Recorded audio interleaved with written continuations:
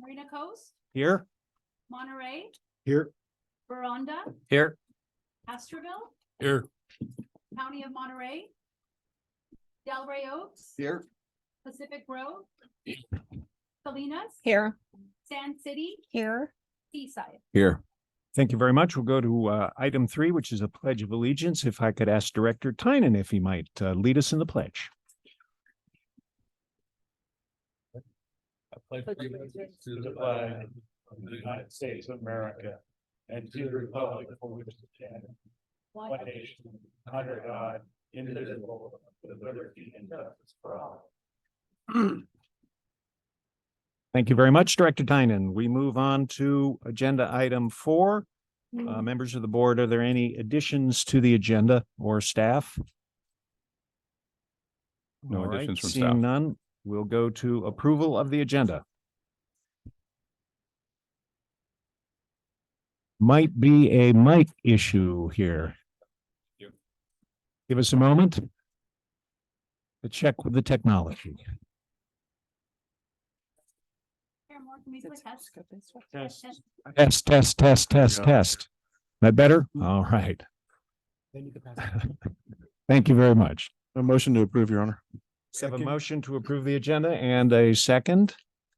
All in favor, say aye. Aye. Aye. Opposed?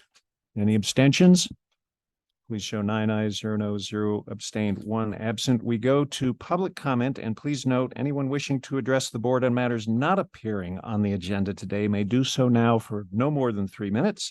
Comments on any other matter listed on the agenda are welcome at the time the matter is being considered, and we know we have quite a few members of the public interested in an item that is on the agenda, so we will get to you and give you your opportunity for public comment when we get to that.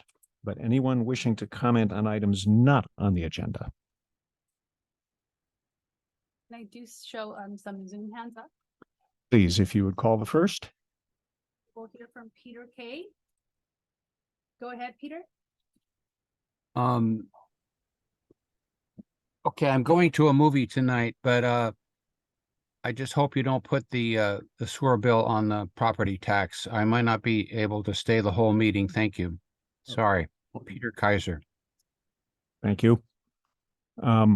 Just a reminder, these are comments not on the agenda. Okay, we will now hear from Mary Apple. Go ahead.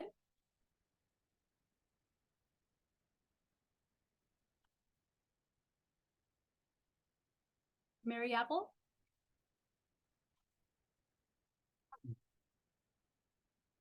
All right, let's go to the next commenter, please. Susan Scavone. Good evening. I just wanted to add my congratulations to Monterey One for receiving the WIFIA loan, $75 million towards expanding Pure Water Monterey. So great job. Thank you. And I'm very happy to hear that it's been finalized. Thanks. Thank you very much, Ms. Scavone. All right, seeing no other comments, we'll go to the consent agenda. Directors, do you have anything to pull from consent? Anyone from the public wishing to pull anything from the consent agenda? Move approval, Craig. Second. Thank you very Smith. much. We have a motion and a second. Any public comment on the consent agenda? All right, seeing none, we'll bring it back. All in favor, say aye. Aye. Opposed? Any abstentions? Please show 9 ayes, 0 abstained, 1 absent. And we will move on to committee reports. Budget and personnel. Move approval. To receive the report or receive the draft minutes? Correct. Is there a second? Second. Anyone from the public wishing to comment on receipt of the budget and personnel? All right, seeing none, all in favor, say aye. Aye. Opposed? Any abstentions? Please show 9 ayes, 0 noes, 0 abstained, 1 absent. We move to the Recycled Water Committee minutes. Move approval. Is there a second? Second. Thank you very much. Anyone from the public wishing to comment? All right, seeing none, bring it back to the board. All in favor, say aye. Aye. Opposed? Any abstentions? Please show 9 ayes, 0 abstained, 0 opposed, and 1 absent. And we move on to agenda item 9A. Mr. Sciutto. Actually, I believe Fred has the first one, which is on our customer assistance program and some proposed changes that we're looking into. Please, Mr. Marsh, go ahead. Great, thank you. So yeah, and we have a small little presentation on this as well too that Chai's going to bring up. Let me just give you a little background first. So our financial assistance program has been in effect since 2020. And currently the way it's kind of primarily being advertised is really 3 different ways. It's on our website, available for customers to learn more about it. We provide periodic updates through our monthly billing as well. And then also United Way has it as part of their 211 line as well too. So there's basically 2 programs that we have in place right now that provide assistance to our customers. One is actually, it's a federally funded program. It's called LIWAP, and there's a number of other communities that have taken advantage of that program as well too. It's actually administered by Central Coast Energy. And then if they work with people that are in our service area to get them approved, if they're approved, then basically they get a check that's given to us, and then we apply it against their account. We've received we've been able to provide through that program over about $37,000 of assistance to date. The only thing about that program, it does expire, at least right now, it looks like it's going to expire in spring of 2024. The other thing is, and this is our main program, basically this is our agency assistance program. This part basically funds the Monterey One portion of the fees. Right now, it doesn't include any other city charges, but we are currently working with the city of Monterey to have them incorporate theirs in the future as well too. The way it works is basically if the person qualifies under what's called the PG&E CARES program, then they're eligible to get these funds. To date, we've had this in effect for a little bit over about 2.5 years. We've issued over $90,000 in assistance and helped over 1,200 customers as well too. So really in looking at this program, there are really 3 main goals that we wanted to achieve in looking to propose to revise the program. One, to distribute a higher percentage of the funds that we have allocated for the program. Right now for this fiscal year, we have about $200,000 allocated for this program. The second thing was to increase accessibility for renters to the program. And the third thing was to be able to have more people qualify under the program itself. So at this point, I'm going to basically refer to the slides that we have in place. So in essence, there's 3 columns on this slide. The first column is our current program in place. So the way our current program works, anybody that qualifies, they get 2 months worth of assistance. It's only for single family residences. It's not for apartments or other multifamily units. They need to be enrolled in the PG&E CARES program. And for renters, basically, they need to have a third-party authorization to receive the credit. And then if it's approved, they actually receive a credit on their M1W bill as well too. So what we're looking at is potentially one of 2 changes, and depends on whether or not the board decides for us to go forward with placing the fees on the tax roll or just to continue with our bi-monthly billing. So if the board does approve for us to go to the tax roll, we would propose to increase the amount of the assistance to 4 months. We would actually open it up to any type of residential unit. And basically we would open up, as far as the eligibility requirements, to really 3 different categories. The first one would continue to be if they're enrolled in the PG&E CARES program. The second one, the PG&E also has what's called a FARA program. This is for basically families of 3 or more that have a little bit higher level of income. They also get some assistance from PG&E. We would open it up to them should they be enrolled in that program. And the third thing is we would actually open it up to basically what's called adjusted gross income on your tax return, based upon what's defined as low income levels for the county. And we'll show you that on a subsequent slide. Basically for renters, we would open it up as part of this. We would need to get a certification letter from, in essence, the owner stating that the sewer service fee was part of their rent. And then if they were approved, they would get assistance in one of 2 manners, either a direct payment assistance, or they would get a fee credit on their bill. So that's if we went to the tax roll.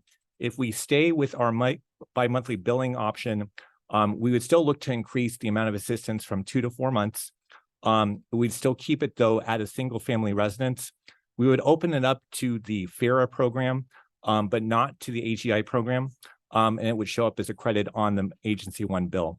The main reason why it's a reduction in the amount is with the tax roll, we're able to kind of redefine what customer service does and kind of allow for additional time in administering the customer assistance program. So, and we feel actually with those options right now on average, for the last couple of years, we've been able to assist about 500 people a year. On the tax roll options, that would go up to probably about 1,000 a year. So a pretty significant increase. And when we designed this program, we designed it so to really not have a tremendous amount of administrative impact on staff because of limited time that they could dedicate to the program. So those are kind of what we're proposing for the two different scenarios. And Chai, if you go to the next slide. So these are basically the different income levels for basically CARES, FARA, and basically what's called the lower, these are basically the Monterey County, what's called lower income levels as well too. And what we're proposing to state it at, should we go with the tax roll option, is at 60% of what's considered lower income in essence. So you can see it dramatically increases those income maximums quite a bit and would allow, and we feel would allow a significant number of additional people to be eligible to receive assistance under our program. And we have one more slide too. This is just a sample. There's a lot on it, but basically the idea, we've already kind of thought in mind how we would design our application for it, kind of revise it. One of the great things for us is Central Coast has developed a really good program, and we would look to kind of model off of some of theirs and also what we have in place as well too, kind of a best of both to develop an application that, you know, makes it as simple as possible for people coming in, but gets us the information that we need. And with that, we're recommending that the board receive the report and also provide any additional direction to staff regarding the proposed changes. Directors, Paul, any other, okay, directors, questions, comments?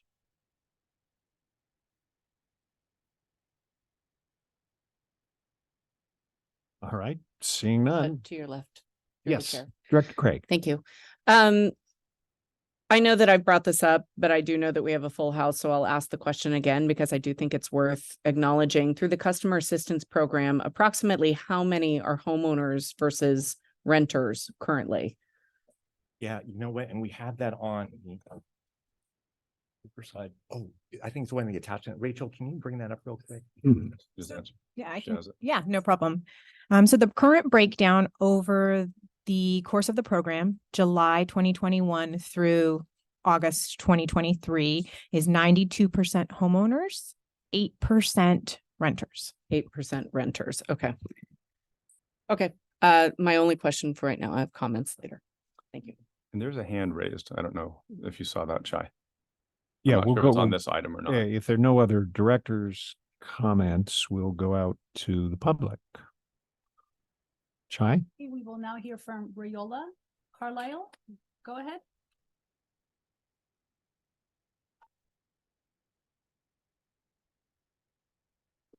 She put her hand down, but looks like we have another hand. Okay, we will go out to Lori Mazuka. Go ahead, Lori. Hi, good evening. I do not want to see this go on to property tax bills. Excuse me, Ms. Are we Mizuka, not speaking on that yet? not quite yet. That's the next Okay. item. We'll get there. Okay. Be sure to let you in. Sorry about that. Okay, any other? Oh, yes, another hand just went up. Chai? Going to hear from Dahmer. Go ahead, please. Thank you very much. I love to see more assistance, but I don't like to see it tied to putting it on the property tax bill. So, I mean, I'm a low income senior and I need assistance and I will be applying. But the difference between 2 months and 4 months and whatever, I don't like to see the two tied together at all. Thank you very much.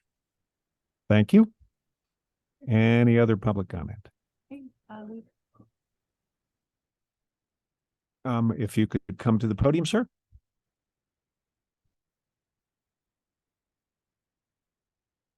Hi, my name's Peter. I'm against the changes that are proposed in this particular situation. And the reason I'm opposed to the changes are when we start having more and more programs like this, it becomes an entitlement in some people's eyes. And if you're going to have this as part of a proposal, I would like to see an asset verification in that as well.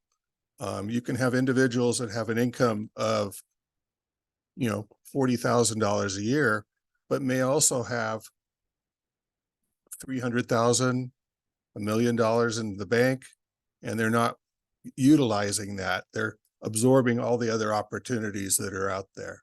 So that should be incorporated into this proposal as well. That way you're not denying the people that truly need it. Thank you for your time. Thank you very much. Fred, can you comment on the PG&E qualifications? Do they in any way address the issue of assets that an applicant has? Not that I'm aware of, no. And for asset verification, we'd likely probably have to use some sort of third party potentially for that verification, because I mean, if you think about it, a person could have different types of assets. They could have, cash in bank, stocks, properties. So that would definitely involve, it doesn't mean we couldn't do it, but it definitely would involve a lot more to take that additional step. So. All right, thank you. Any other? All right, seeing no other public comment, we'll close public comment, bring back to the board. Any other comments from directors? Director Craig. Yeah, a little bit. I understand why we're having the conversation about the customer assistance program, but I do think it's a little bit cart before the horse. I do think we do need to be addressing whether or not the tax, the billing on the tax roll is first, then it helps determine how we administer the customer assistance program. I know that I don't believe we're actually voting on it. We're just providing direction today, but I have voiced my opinion in both budget and personnel and in these meetings that I think looking at how we administer the customer assistance program, which I know is primarily with property owners, but I think if we are looking to expand it, it should go to renters as well. But that would drastically complicate how we administer that program if we go with the tax roll as part of our billing. So just my comments on that. I do think we should make a decision on that first before we address customer assistance program. Thank you. Director Carbone. Yes, and I agree. Maybe we should have swapped items and put the other first. Okay, thank you.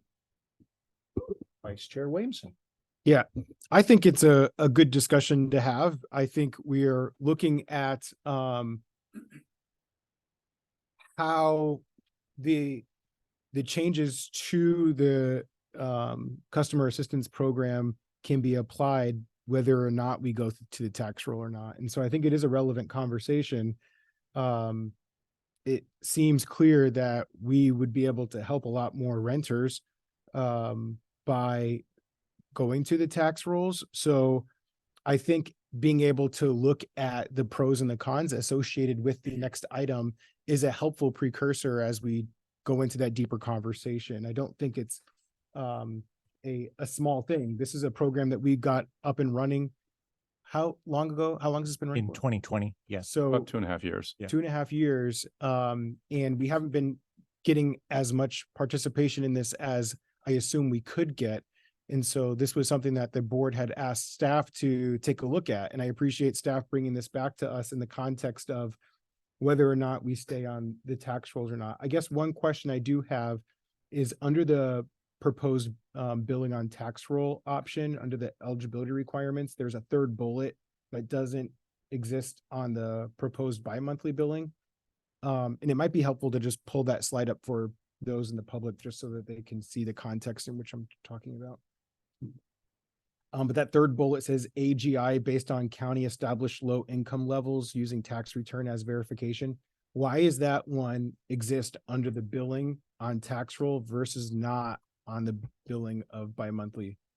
Yeah, the main reason why is because that we really think offering that third option is really going to open it up tremendously as far as number of people that apply.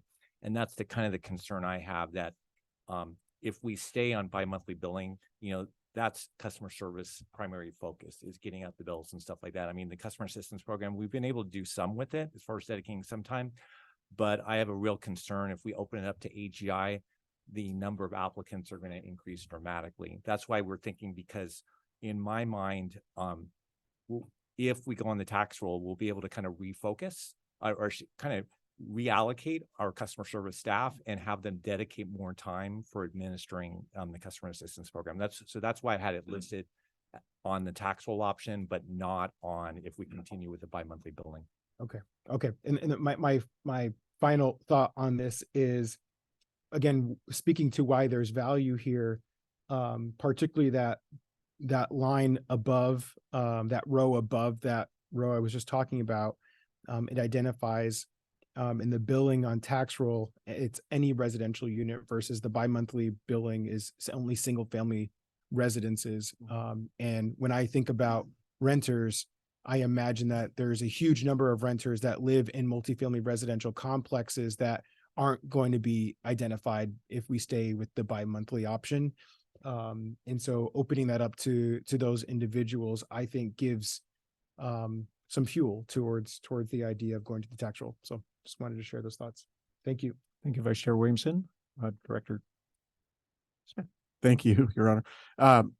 I am glad to see this program being rolled out. I think it's beneficial, and obviously, I'm in agreement with the report tonight and everything that's been suggested by the staff to move it forward. And for some of the reasons mentioned by Director Williamson, also being on the tax roll helps more people. That's great. But as far as this particular item, it may take some fine tuning, depending on what the vote is tonight with the next item, obviously the big ticket item for the night, that brought all the folks in here. But so I'm okay with this report, and, we'll see where it takes us. Other directors? How are they coming about the minimum, the income level of the people in that community? Castroville, routinely, it shows it at 56,000 annual income, and the report we had, the MHI we had done, shows it at 36,000. That's per household. And in Castroville, you could have a lot of people in one household. How do they justify how many people are in that household or how that income's applied? Question. Yeah, and Rachel can clarify on this as well too. My understanding, we got this basically from Monterey County. They have basically kind of different affordable housing levels for, as you kind of see, depending on the number of people in the household, basically. And then they usually report on two different levels at 60% of the total and of 80%. So that's how we got it. Rachel, I don't know if you have anything else to add to that.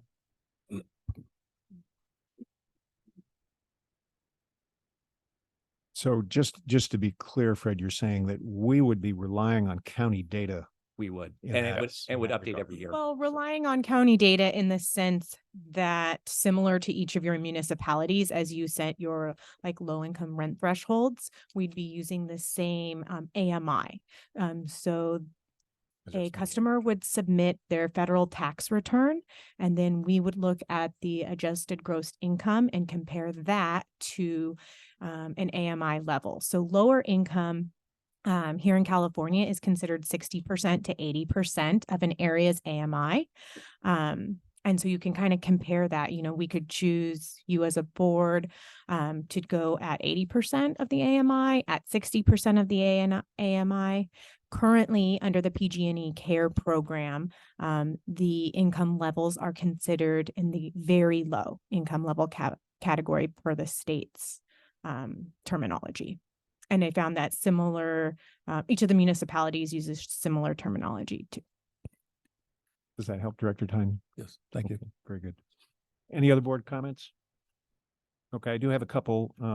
For those in the public who haven't read the board packet in its entirety, and I can sort of understand why you might not have slogged through this, a little bit of history on this item might be useful. We didn't used to have this program until, as Mr. Marsh indicated, 2020, but you may, some of you, I suspect, recall what was going on in 2020. We had a pandemic that was financially harming a lot of our ratepayers. And it was around that time that the board decided we probably ought to try and come up with some sort of program that might help a little bit to mitigate the impact the pandemic was having on people's incomes. Now, one thing that we need to be really clear on, as a local government agency, we're essentially prohibited by law from making anything called a profit. And in fact, we're even prohibited from using your ratepayer payments to us for this program. So all the revenue for this program comes, I believe, predominantly from investment income.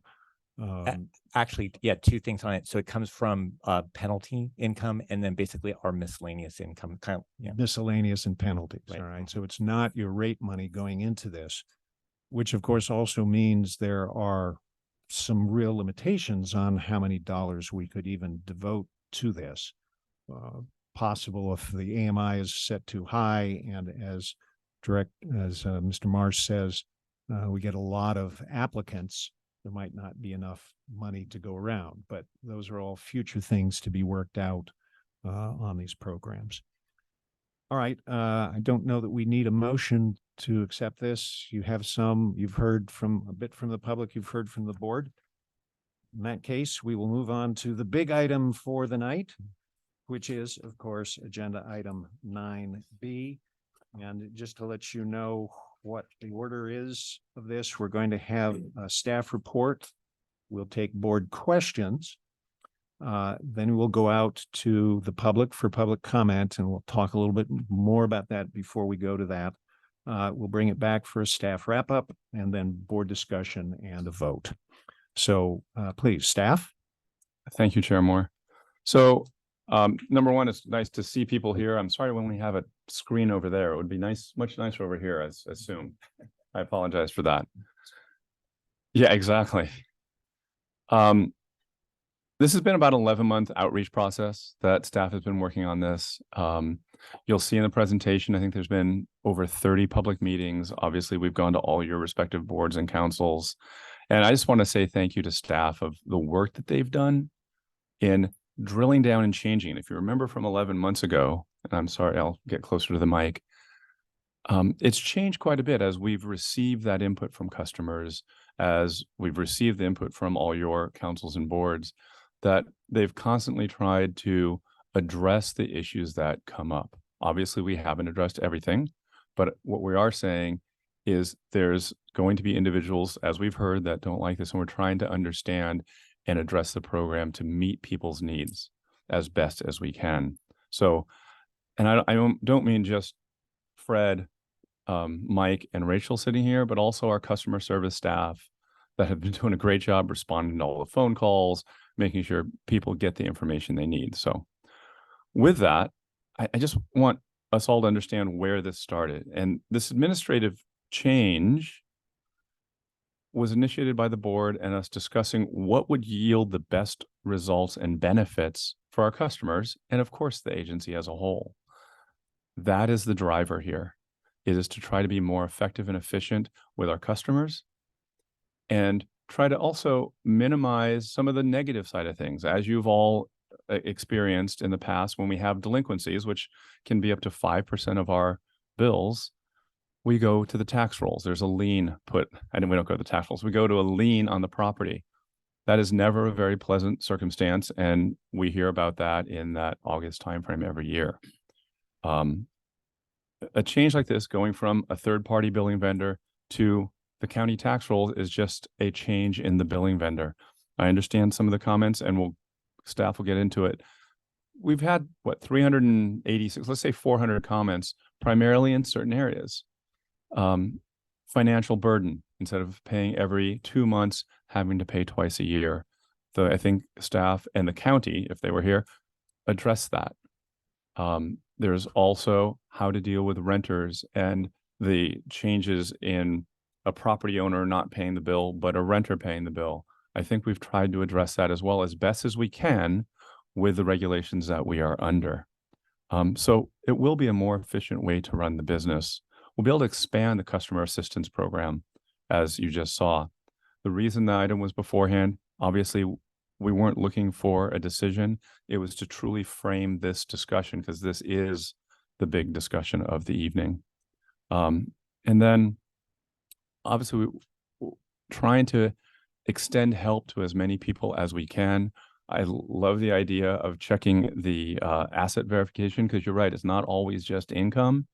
That is an easy way to get data, but we'll definitely look into how do we get additional information. Obviously, there's sort of that point of return of how much can we dig, or the county or other entities, but that makes a heck of a lot of sense, I think. So this is truly a combination of changing billing vendors from a third party to the county to be more efficient, more effective for our customers, as well as trying to expand that which we can help. And as we've all said, minimize or eliminate liens to individual property holders. With that, I'd like to turn it over to Mike and Fred and Rachel to get into the meat of this presentation. Thank you. All Go right, ahead, good Mike. evening.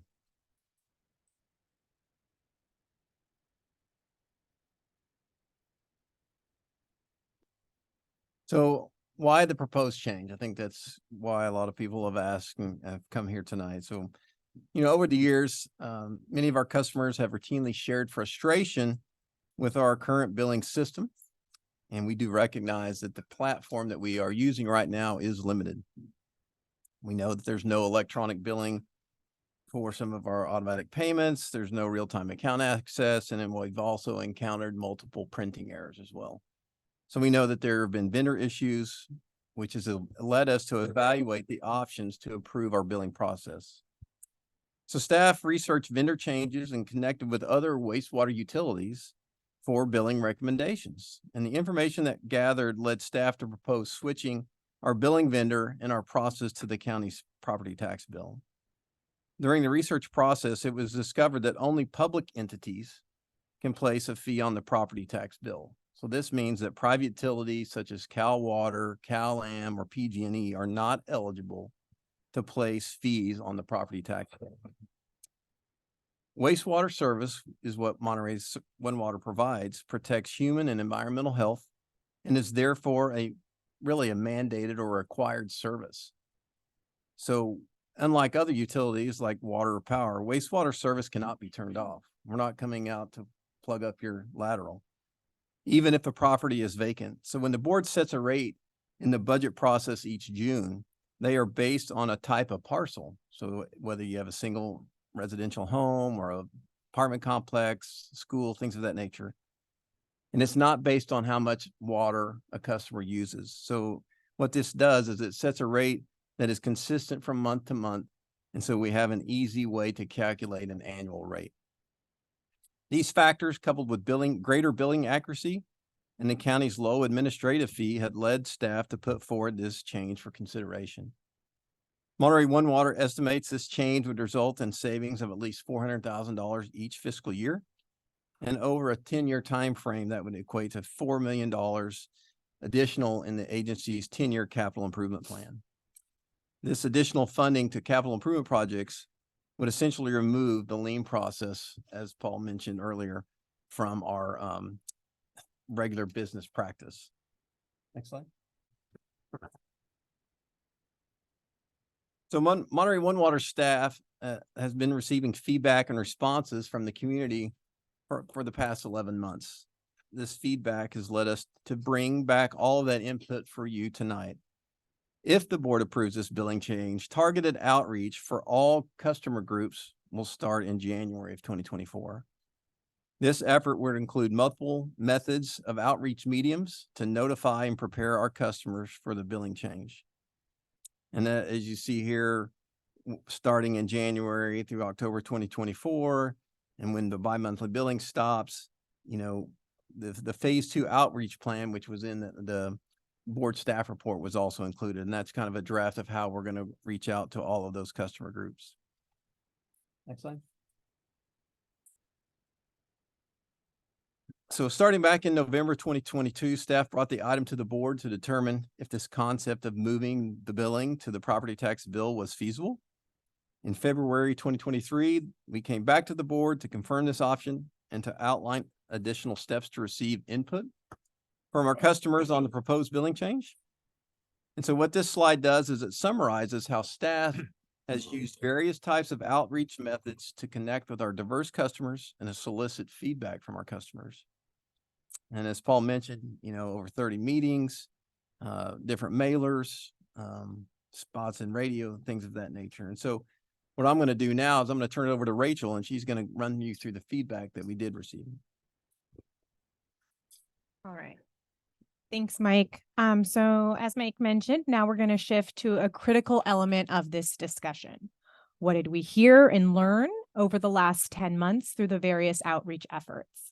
In summary, we received 455 comments, and our customer service team fielded 131 inquiries. While this represents less than 1% of those served, we do feel it is a good sampling as all comments fell into the same 6 categories. We'll now look at the specifics of the proposed billing change in relation to this customer feedback. Okay, so first, payment changes. This is the most significant difference in the proposed billing process change, and was the most shared concern, especially by those on a fixed income. To help mitigate this change, we'd like to highlight the following. Number 1, for those with an impound account, this will turn their bi-monthly payments into monthly payments. At the county level, about 28% of parcels have their property taxes paid through an impound account. For those customers with a mortgage, but without an impound account, talking to your lender to set up an impound account may be possible. 2, Easy Smart Pay. So this is a new service endorsed by the county that essentially is a non-mortgage impound account and may be helpful to those without a mortgage or impound account. So it's a third-party program that allows property owners to pay their secured property tax monthly via automatic bank payment or credit card. And then when taxes are due, Easy Smart Pay sends the payment to the county on behalf of the property owner. So this is now in place, and there is additional information on the county's website. And 3, as was mentioned in the last item, an expanded customer service program would accompany this proposed change. So as noted, the proposed change will allow the agency to expand our customer assistance program with new income eligibility options. And so of those who submitted feedback online related to the proposed billing change, some included optional customer data, which showed that 76% of those who provided the optional data are on a fixed income. So by refocusing the duties and the efforts of our customer service team, we will be able to financially assist more community members, including those on a fixed income, but who make more than $40,000 a year. So with this change often comes the fear of the unknown. And so in addition to these options, we also plan to dedicate greater staff time in the coming year to help customers learn about these options. Mike mentioned that a little bit with the outreach plan, and to always be on the lookout for other payment strategies or programs. Okay, so next, transparency and accountability. And just as a reminder, each of these topics were the key categories in which we received feedback at our community forums, community meetings, online, all of the collective outlets. So we heard a lot about transparency and accountability. It was frequently brought up as an unintended result of the proposed change. So without bi-monthly billing, we will not be as top of mind. Some customers also fear the proposal is a way to hide rate increases.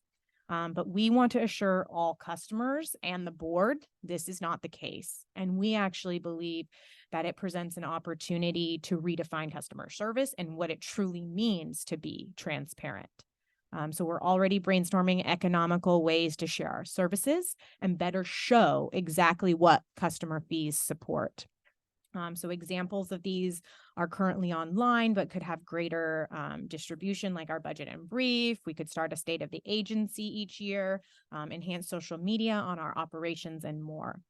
And in one of our community forums, it was also suggested that we track the cost savings from this proposed change and include that in some new outreach moving forward. And this is something staff believe both a good idea and feasible to do. So this transparency also applies to raising rates. So we're a public entity, and the state of California requires us to follow certain requirements to raised rates. So like written notice to all customers, a public hearing, and a customer ballot process. So all of that will continue if the proposed rate increase goes through. The board will also have its budget workshop annually that's open to the public, but by no means is this a way to hide rate increases.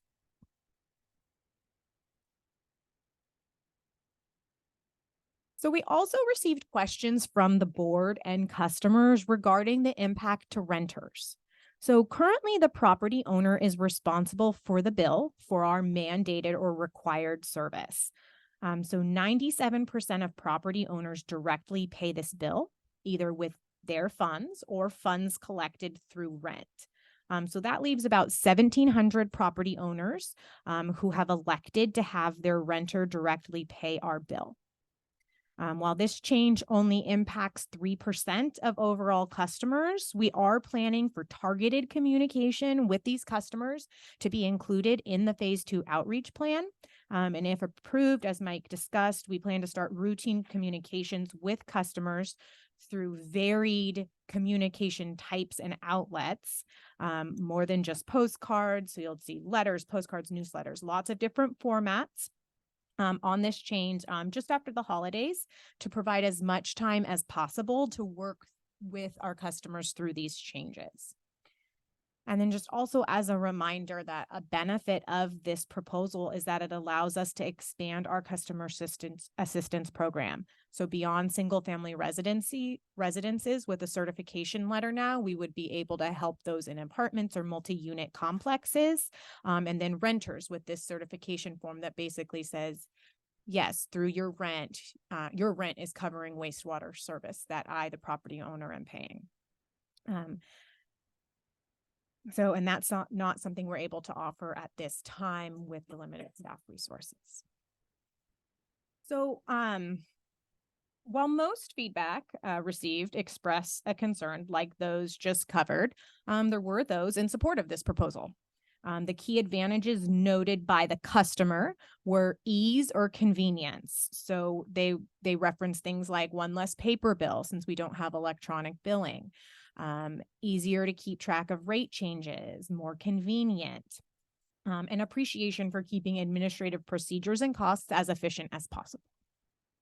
So I'm now going to turn it over to Fred for the last topic, which actually isn't about this proposal, but it was a related concern voiced by many customers during this process, and something we think that the proposed billing change may be able to help address in the future.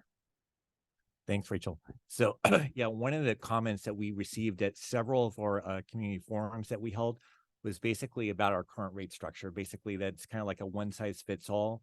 And that a lot of the people that attended said they were looking for us to potentially have more equity in that rate structure. I know that's been brought up by the board as well too. I know what we've talked about with the board is when we do our next rate study to basically look at some potential different options, in changing our rate structure, basically for residential. Just as a reminder, for our non-residential, we do have many different categories in place for non-residential, so it's pretty spread. The nice thing, if we were to go with the county, they have a very extensive data set of many different types of characteristics that they track, including like number of bedrooms and number of baths. They're updating that on a constant basis. And we would really basically be able to incorporate all of that data into, some proposed revisions to the rate structure that we could bring to the board going forward in the future. Next slide. So we wanted to just kind of summarize kind of what we feel are the key benefits to going to the tax roll and kind of break it into two categories. In essence, what we feel are the benefits to the customers and in addition, some benefits to the agency itself. So with going to the tax roll, as we talked about earlier, we could look to basically expand the customer assistance program by raising both the income limits and the number of people eligible to participate in the program. As Rachel mentioned before, we can increase the amount of time that we can spend on transparency, outreach, and translation, particularly for Spanish-related materials. Excuse me. As I talked about earlier, kind of looking to do a little bit more equity in our residential rate structure. And as was mentioned as well, too, the elimination of liens. Just to give you an idea, we put on average about 2,000 liens on the tax roll every year. It's a pretty significant amount. It does take a significant amount of staff time.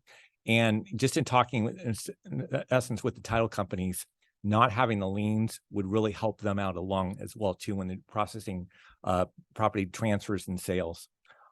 It would also result in a lower future rate increases too. And this relates basically to our cost savings.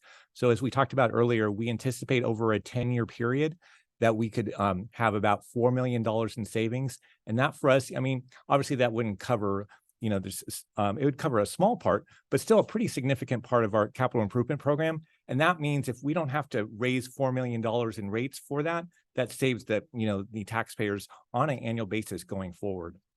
On the agency side, kind of creates a more equitable billing process, more time with the refocus of customer service staff and of outreach staff for grant and funding opportunities. Through additional field kind of surveys, basically, we can ensure more accurate billing of commercial properties. As I've mentioned before, the county has a significantly lower delinquency rate. Theirs is less than 1%. Compared to ours. Ours right now is between 3 to 5% annually.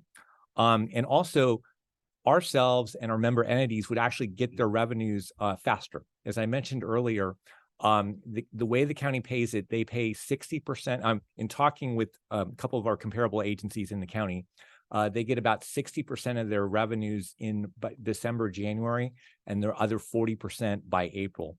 That's significantly better than our system, where typically our member entities get about 50% by December, January.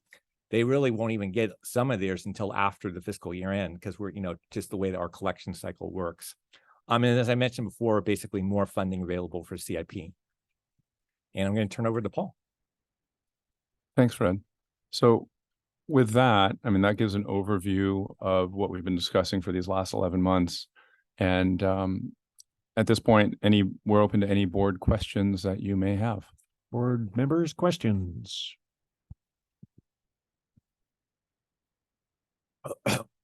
Director Donaldson. Yes, thank you, Chair. So the new program that they have at the county level, the monthly payment option, there's no charge if somebody wants to set it up where it's taken out of a checking or a savings account. That's at no charge to the customer, correct? No, actually, there is a charge, if I'm not mistaken, is 1.99%. Yes. For credit cards. Yeah, I'm sorry. I jumped ahead of you.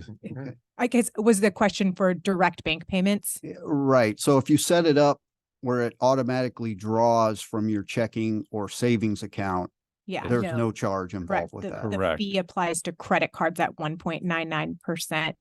And when the county heard that item back in September, Easy Smart Pay, the owner of Easy Smart Pay came and made a presentation, and he said that they're actually looking to drop that. So from 1.99% to lower it as they add additional counties to their program. So currently they're hoping to get Los Angeles County. And they said by getting a big county like that, they actually hope to drop that credit card percentage, which like in comparison to ours, Fred, what's ours? 2.5%. Ours is $1 convenience fee for online pay plus 2.5% for credit card. So Scott, I think the reason I was fixated on the 1.99 is when I talked to Supervisor Church, that was one of his concerns.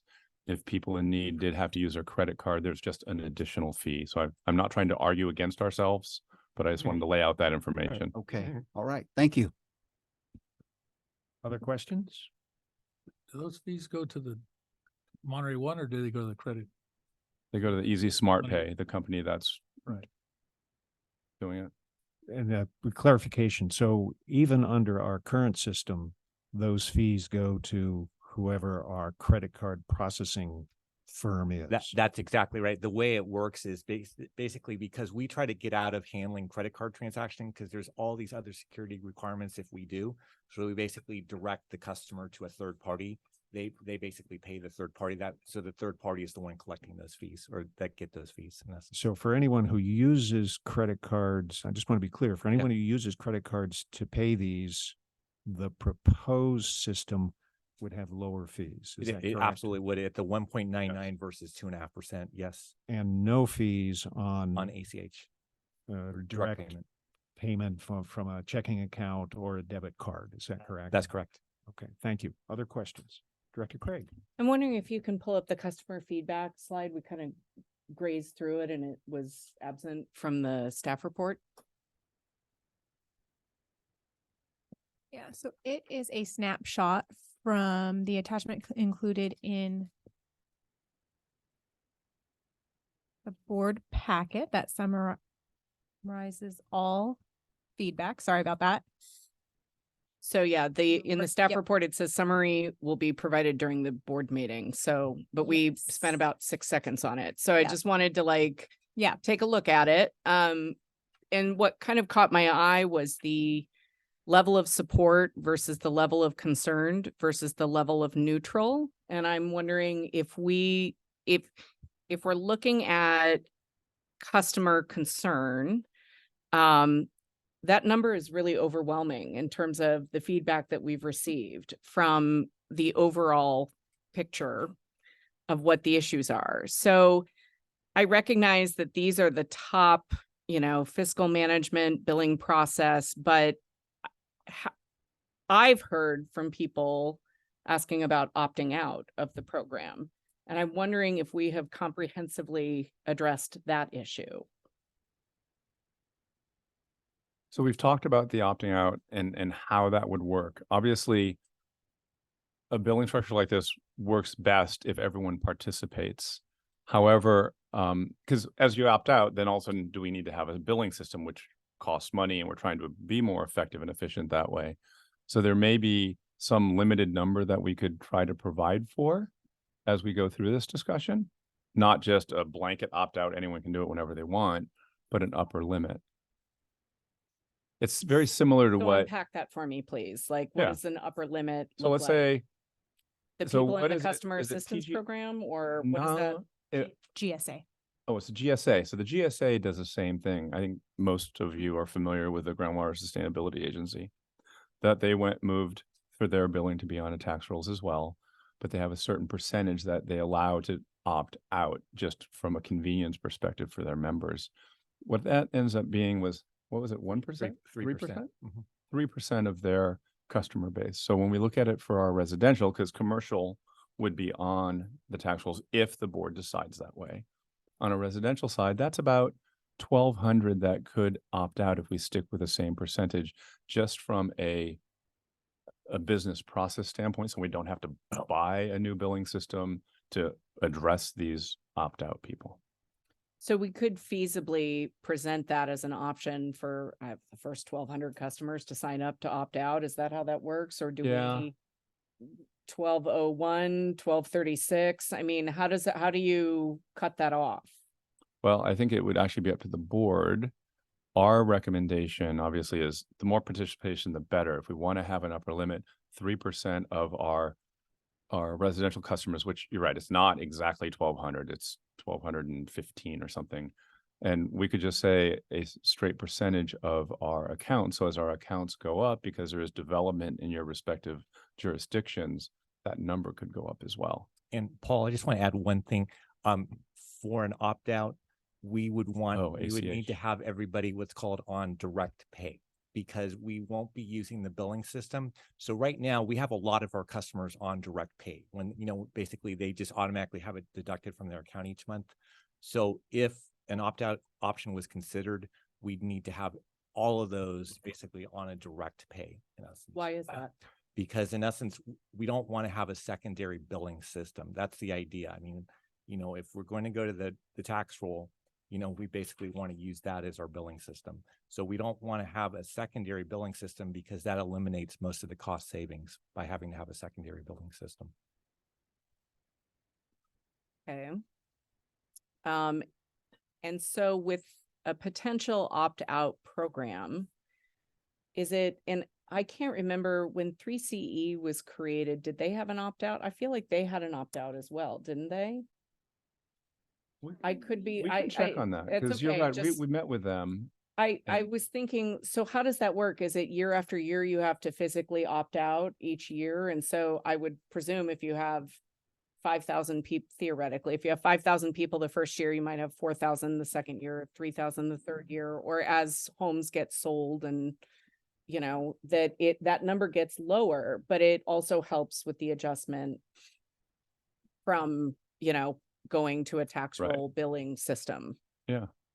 Paul, do you mind if I just add something on Please. that? Yeah, and that's exactly what we're thinking of. If the board was to consider it as an option, that would be more really a transition kind of thing that, you know, over time, it would be less and less because, you know, in kind of seeing so I did a survey basically of all of the comparable agencies that are on the tax roll right now. So I think I've mentioned this board before, but Delta Diablo, DSRSD, Central San, Unitary Sanitary District, we talked about the undergrounding, and Santa Clara County Sanitation District.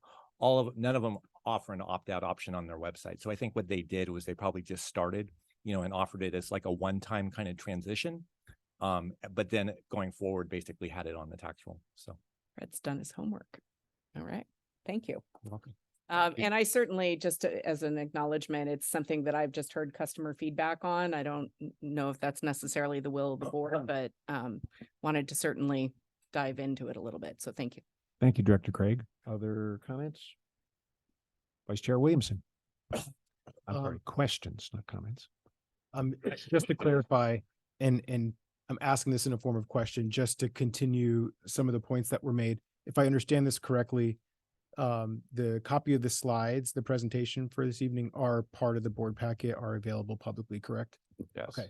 Correct. And we updated it at 5 o'clock to include all comments since, yes. Well, and Downloaded it too early. Okay. in addition to all public comments, which were uploaded through last Tuesday when the board packet was. And so if you look at the first page of the attachment that includes all public comments received throughout this entire process, that has the summary page. So it had a version through last Tuesday, and now it has been updated to include any comments received since last Tuesday. Perfect. Through 5 o'clock today. Okay, thank you. So being as transparent as we can be in regards to that information, and I appreciate that.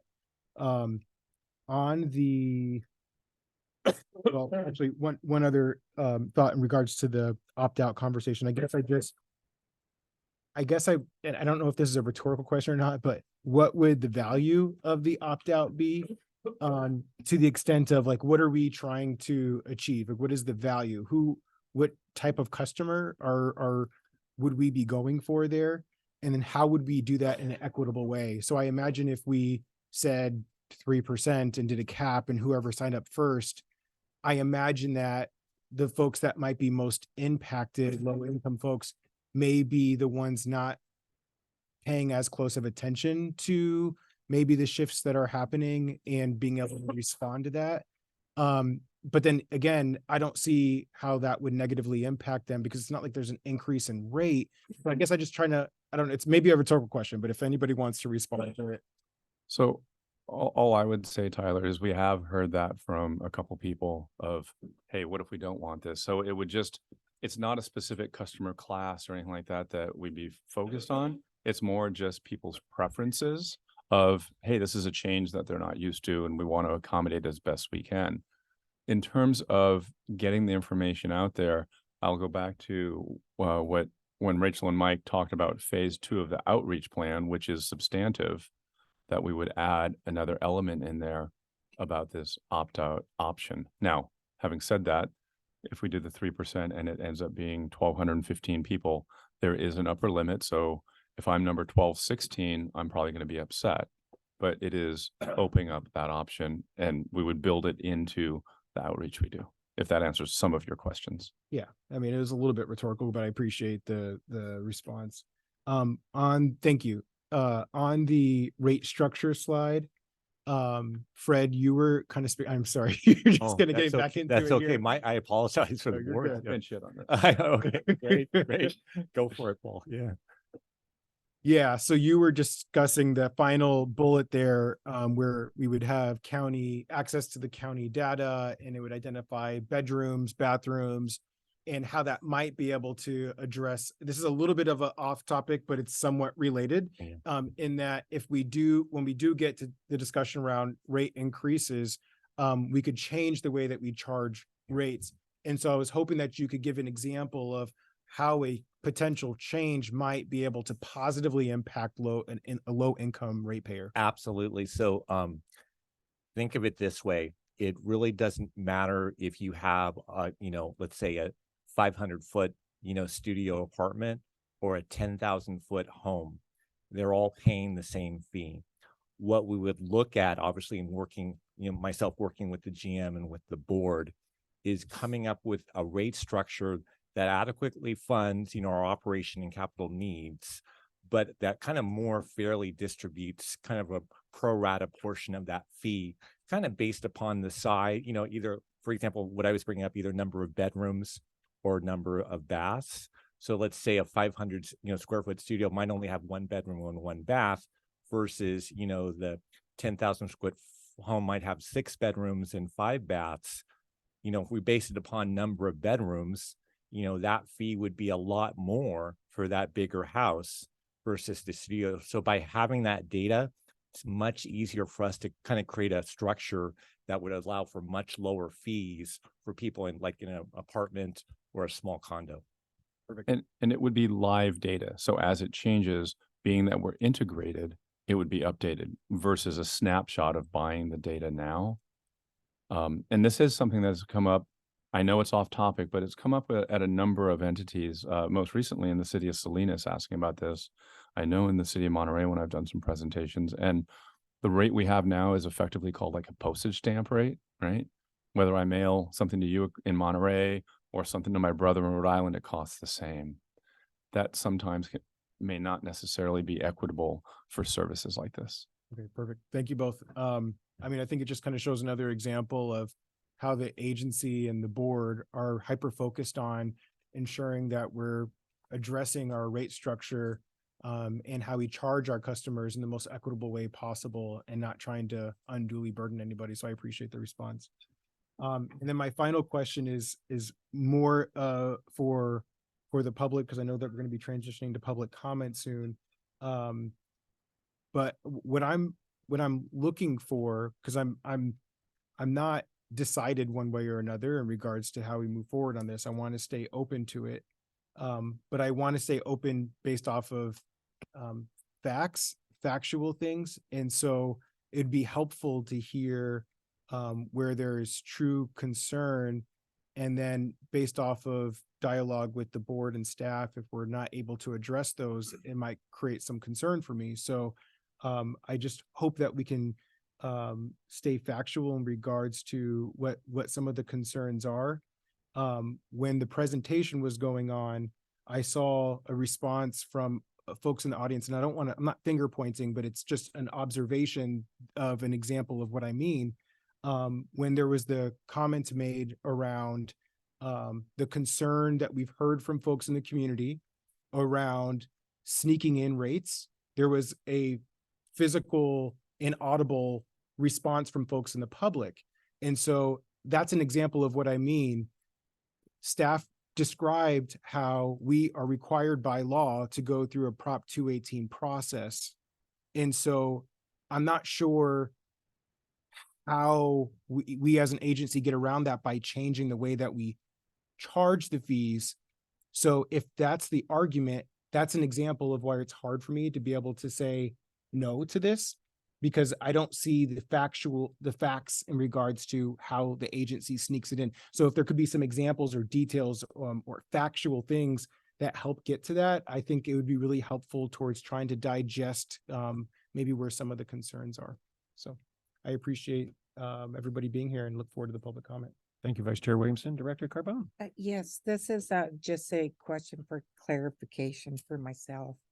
And this is as cities increase housing, as we all know, with the 6 cycle regional housing needs, does the 3% number that we're looking at does that float up or down? Because there, with that regional housing needs, there's, there's a formula to that, and it's low income, maybe low income, moderate housing, farm worker housing, all that there, where they just maybe have a smaller unit or whatever. So I'm just saying, even the latchkey, like the motels. So home key, latchkey, where'd that come from? Thank you. I understood it. But so my question is, will those numbers fluctuate as we have increased numbers? And that, and like I said, Rena, there's different deals. So formulas like for the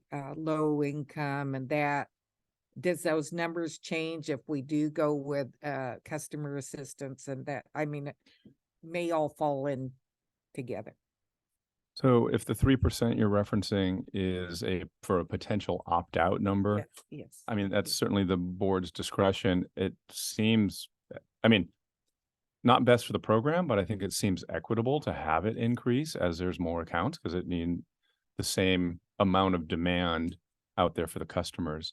In reference to any changes to customer assistance program as housing increases, whether that be low income or other, I think we will constantly be refining our customer assistance program based on the amount of revenues we have to fund it, as well as what the needs are. So I think that this is going to be an ongoing discussion that we're, frankly, I mean, I know some may consider it an entitlement, and I appreciate that concept. But I think the board's direction is to try to assist those that are having issues. And so we will change it over time based on the data that we have. Thank you. Thank you, Director Carbone, Director Tynan, and then Director Habino. Yeah, what is the industry standard? Generally, do most wastewater agencies put on a tax bill, or do they do the bi-monthly or monthly? So and I'll, since Fred did his homework, I'll let him talk to it. But in my experience, it's pretty much split. Straight wastewater agency was where there's a flat rate like this. Frequently, and I'll let Fred say the percentage, go on the tax rolls, because it is more efficient, it is simple, and ultimately, for the customer base, it's easier. Maybe not now because we're changing, and I get change is hard. When I've been associated with, obviously, with water companies in the past, that's a different beast because it fluctuates based on usage. So that always has to be, as you well know, a monthly or bi-monthly billing. So Fred, do you have any ideas on percentages? I can't give percentage, but maybe I can talk about something very related. In the Bay Area in particular, there's a significant number of I should say population-wise, they cover a large number. So the agencies I mentioned, Delta Diablo, they're actually pretty similar in size to us, and as far as economic makeup to us, they are on the tax roll. Central Sanitary District, which covers pretty much all of Contra Costa County, Union Sanitary District, which covers like Fremont, basically in Newark, that area, and Dublin San Ramon Services District, covers Dublin, San Ramon, and Pleasanton. And then also somewhat nearby us is basically most of the Santa Cruz County sanitation districts are also on the property tax roll as well too. So it's a significant, and the good thing in kind of learning about their processes, they've been on it for a number of years. Most of them have been on it for at least 20 years. So to me, that says a lot right there. That obviously it seems like they're very satisfied with it. They're realizing the benefits of the program. And when you look at their website as well too, they really talk about the reasons why they're on it. Is kind of the reasons we talked about, efficiencies and, just better, redistribution and use of customer service staff. So is there an option if someone wants to opt out? Can they pay the higher cost of that service? In Castroville, if somebody wants, we call it the 48-hour notice. If you're late, it used to just, you got the notice and it didn't cost anything, but it cost us a lot of time and efficiency. So we just charged them $10 for the golden ticket, we called it. And if they want to have if they want to have something that costs more money to provide, and if they're okay with doing it that way, then let them pay the additional cost. Is that a possibility? That way, you really, if you're trying to keep it fair and most efficient, keep the costs down, then the people who want to go along with that, pay the, get their tax bill or whatever. Here's what people want additional service, or that costs more for the agency, less efficient, then they can pay the difference. So the only issue with that, Eric, is based on the number, we want to not have two billing systems. So having an opt-out with a defined amount, it's a manual process that our customer service would have to go through. So we do want to limit it to a certain degree. We had not looked at someone paying an additional amount for that service. We were trying to keep it somewhat balanced. And I do like the golden ticket analogy to Willy Wonka, by the way. It cut down our efficient, it was really inefficient. Customers, we had to go out and serve it. Yeah, It went from like 150 down to like 25. So everybody wanted that additional service that cost more to provide, paid for it. And once they had to pay for it, they were more than happy to not. It makes sense because, like you said, we have 65,000 customer base here. So with serving 285,000 people, that'd be a lot of lines in the front door. But I think it truly is just trying to eliminate the extra billing system unnecessarily. Director Herbino. So I kind of have a hard time wrapping my head around this Easy Pay, Fred. So they're directly contracted by the county. Yeah. So what it is if I remember right, and Rachel or Mike, you might know a little bit. Right now, there are, I think, about 17 counties that are signed up for this Easy Smart Paying program, basically. So what it does, it kind of works kind of like an impound account, where they're, in essence, the customer signs up with them. They pull monies on a monthly basis from that customer, and then they turn around and remit it to the county, in essence, once in December, I think once in December and once in April, the normal payment due dates. So they're kind of acting as like a third party. So the county can really only collect it, per state law twice a year. But they're enacting this program to allow for, a little bit more ease of use for the customers. But it's a third party. It's a third party, yes. Okay, so how is the public guaranteed that they're not going to suddenly throw a charge here down the road? They say there's no charge right now, but I'm assuming they're making their money off the interest that they're holding. I imagine a couple of things. Oh, yeah, Paul, go ahead. Well, I was just going to say that the county has signed a contract with them, so it's truly up to the county on how that changes now or into the future. But I would assume the same thing, that the Easy Smart Pay holding the money, gaining the interest prior to paying the every 6-month tax bill is where their business model lies. Gotcha. And Mike just told me it's actually 27 counties actually on it. In California? In California, yeah, Paul. Yeah. Okay, thank you. Yeah. Any other questions from directors? All right, seeing none, we're going to go out to the public, but I think it would be pretty useful for us to get a sense for how many folks in the public would like to comment. Now, Chai was collecting comment cards from folks who wanted to speak. Is that correct? Did everyone have an opportunity to fill one out that wanted to? Anyone in? There's another one over here. Yeah, if you haven't filled out a comment card to speak, we'll collect those. And then for those of you who are attending by Zoom, if you wouldn't mind, please, at least momentarily raising your hand if you intend to speak. We're just trying to get a sense of how many speakers, so we can. Can we get this gentleman a comment card? And there's one over in the corner.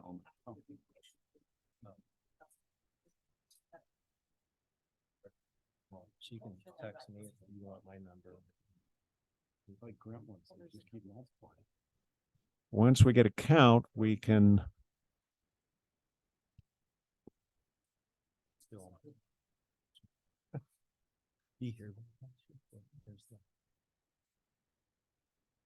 So if during your comment time you do have questions, you're certainly welcome to put your questions on the record.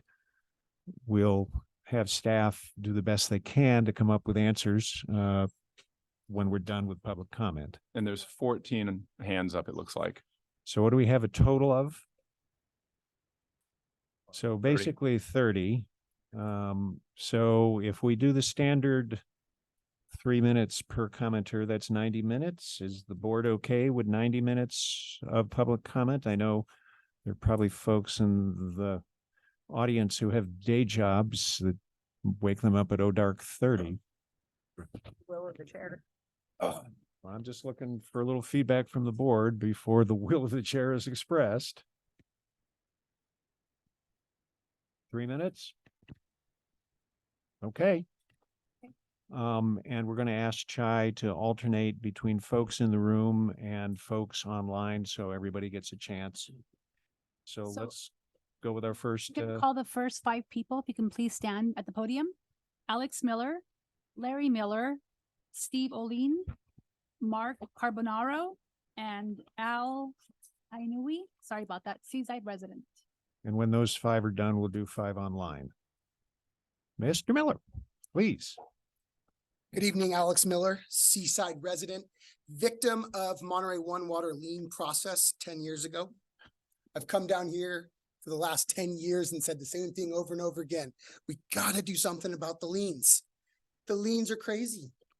Last year, we liened people for $150.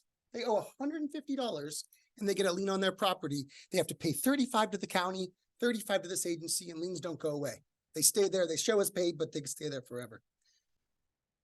Prior to this, we were doing liens for $80, $90. You could miss one bill and get a lien from this agency.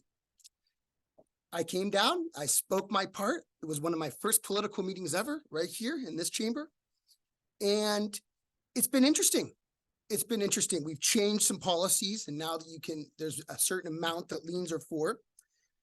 But I am a favor, and I know I'm going to get some boos, but I am a favor of putting it on the tax roll because of this reason. And having an opt-out 10%, I think 3% is too little, but having an amount that'll opt out, will they really opt out, or will they just continue with it being billed onto the property tax? That's one of the most important things. My family has another property in Coachella Valley, and there it's in Riverside, and the property tax is on the sewers on the property tax roll. I could not tell you the name of that agency. I could not tell you the name of it. I could not tell you anything about it. And I don't care. I don't care. It's out of sight. It's out of mind. But you guys, every 2 months, I get something that reminds me about you guys, a piece of paper in the mail that I don't want. So putting it on the property tax, people will see the value in that. Having an opt-out will allow the other side, the people that don't want to have it on their property tax, it'll allow them to continue with the way they're going. So they'll be able to proceed on like normal. It's a compromise. It meets both sides. I just want to cite one famous restaurant, Burger King, in 1974. They said, have it your way. And I think that the agency should now have the customer's way, and the customers can have a choice. Property tax bill or not, or just regular billing. That way, we're servicing everybody. Nobody's hurt, and everybody's to benefit and to gain from this. So I hope you guys will do the right thing, put it on the roll, and allow people to opt out. Thank you. Thank you very much. Mr. Miller. Larry Miller.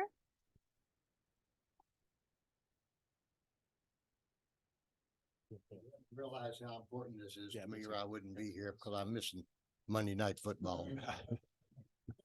I will catch up. First, my original meeting I went to in Marina, I voiced my opinion about the way that the billing is done. It is not based on volumetrics. It is based on your portion, which is the same as everybody else's, which doesn't make sense to me, nor would it make any sense to count bedrooms, bathrooms, washing machines, or anything else. I have 4 bedrooms. We use one because it's just my wife and I. So is somebody going to charge me for 3 bedrooms that are empty? I don't think so. The number of faucets, that's also dumb. There's 2 of us there. We use about the same amount of water. And I suspect that I'm billed by the Marina Coast Water District by my usage. If that is true, then why can't my bill be based on the usage? In other words, the water I use becomes sewage. And that amount is exactly what I would suspect, other than what I drink, I would suspect is about the same and should be billed that way. That's the only two things that bother me about this. I don't care when it's billed, on the tax roll, whichever. That's not important. What is important is equity. And you can say equity or equality or whatever you want to use the word. It means that you pay for what you use. And if I'm not using it, I don't want to pay for it. That's it. Thank you very much. Thank you, Mr. Miller. Steve Olin,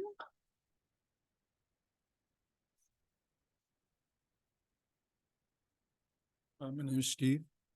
I just wanted to say that in general, I don't have a problem with taxes, but I don't like the idea of using my account to add other items to it. And I think that that should be separated. Other cities don't have problems like that. I'm from San Francisco County, was there for 45 years. And for 45 years, I got a bill every 2 months. And so you know, it's not that hard. And the other thing is, it sounds like all of this is about saving $400,000. And maybe perhaps these people could come up with a different way of saving 400,000 where we wouldn't have to make such a big change. And my last comment, just briefly, the water that I have now is the worst water I've ever had. And I filter it 3 times to be able to drink it. It's quite expensive to buy all these different filters that I have to buy in order to do that.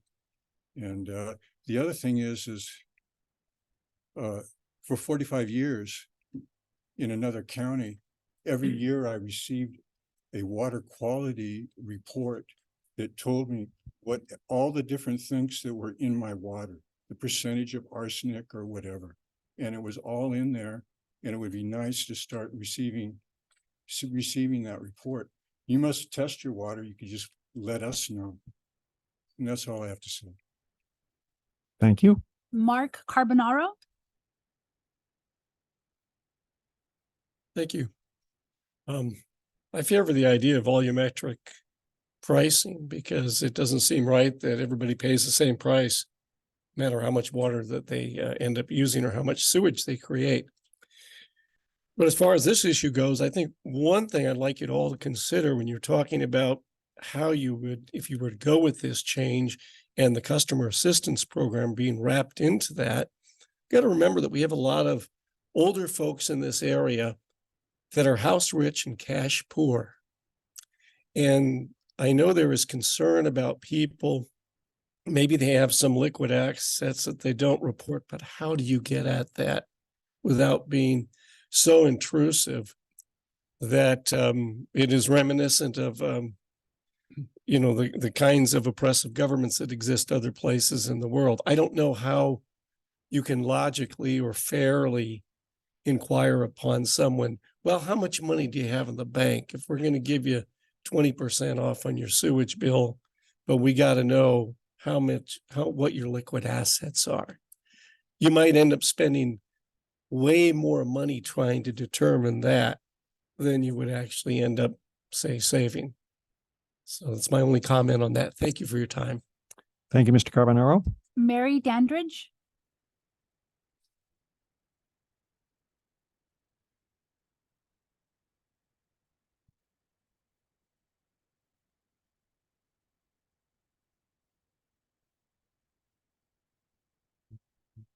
Okay, I've made my comments at the meetings before. I am against tacking everything onto the property taxes. The idea of opt-out, I was never aware of that before. So if there is an opt-out option, that would be great. Thank you, Ms. Dandridge. Al Anui, Are you going to bounce back between Zoom and here? Yes. Got it. Thank you. That's Al Ainu. about that. Thank you for this privilege of speaking. Seaside resident since 1974. My wife and I, homeowners, 27 years at Seaside. We don't have any problems with paying the wastewater bill. Never have. I understand it might be a problem for you to collect your monies, but I don't agree with it being on the property tax because I'm just mistrustful of government in that capacity. As Tyler said, you know, you have a mandate for 218, but I'm mistrustful of that because there's loopholes to everything. And I'm afraid of the transparency that somehow more money will get tacked on to our property tax bill. And as far as I'm concerned, my wife and I, you know, we have a large home also. We have 4 bedrooms that we probably don't use very much. And, you know, we don't want to get tacked on for that. But so far, the billing system has been fine for us. There's been no problem with it. So if it ain't broke, I don't see why you have to fix it. But I understand your liens are a problem. So, thank you. Thank you, Mr. Anu. And now the next 6 people on Zoom, please be ready when called. Shar Carter, iPhone, Ingi Dahmer, GC, Susie, and Burge. We will now hear from Shar Carter. Go ahead.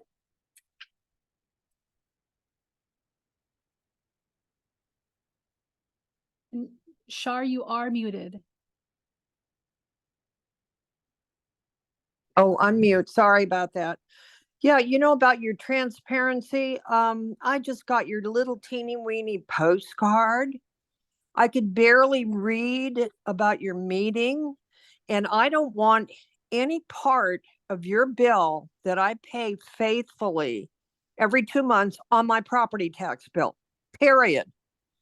I don't think you've been transparent enough about this. And I think you're, you know, how can I say it? I think you're discriminating against elderly people.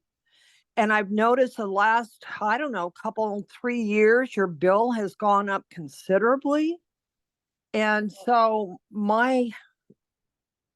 I'm asking you, don't put it on the property tax bills. I'm looking at my property tax bill right now, and I have so much that I can't even read. I don't even know what half the stuff is. And so, you know, pretty soon it'll be my water bill on my tax bill or my electric bill on my tax bill. Don't put my sewer bill on my tax bill, or else I'll be very upset about it. And another thing, I want to know how many employees do you guys have? Are you there?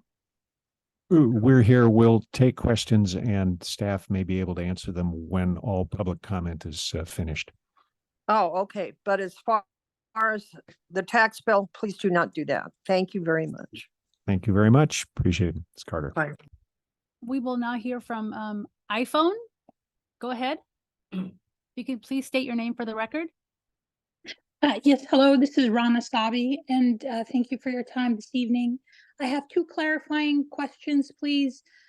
First, it was mentioned about 3% of the sewer is paid by renters. If this is put on the tax bill, how is that to be communicated to the renters, since it's usually the owners that receive the property tax bill?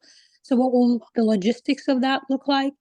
And my second question is, it was mentioned one of the main drivers, I assume, is to increase the collections on the sewer bill.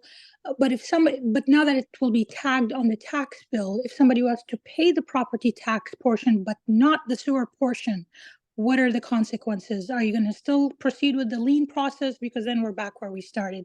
If somebody could please clarify the penalties and if they'll be distinguished between property tax versus sewer, that would be helpful so people know what they're signing up for. Thank you. Thank you very much, Ms. Stabby. We will now hear from Ingi Dahmer. Go ahead. Thank you. It's Inga Lorenzen-Doimer, and I am adamantly against putting this on my property tax bill. My property is in Pacific Grove for my grandfather, 70 years here, and boy, have times changed.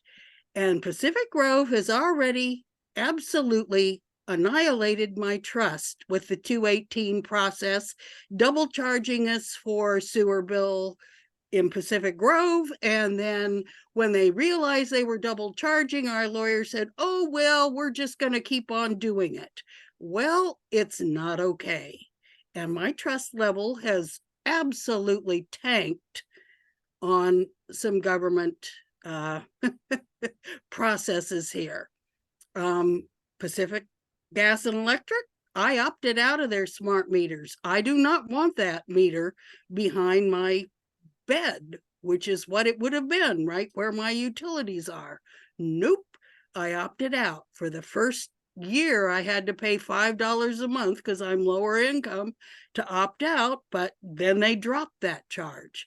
Okay, I do not want to see another bill. I pay my sewer bill religiously. I pay it through my bank, but I do not have automatic payments taken out of my bank account. I want to pay them myself. I have never been on your lien list. I'm not going to be. And I do not ever pay interest because I only buy what I can possibly afford. And I'm going down the sewer, to tell you the truth. That's why I'll be that's why I'll be applying for your care. You know, I have care. But I do not want to see it on my tax bill. I've already been burnt before, and it's a continuous process. And it certainly has been an interesting sell by your staff, and I'm sure they're going to continue it. But I would really say I am against putting it on the tax bill. Thank you very much. Thank you, Ms. Dahmer.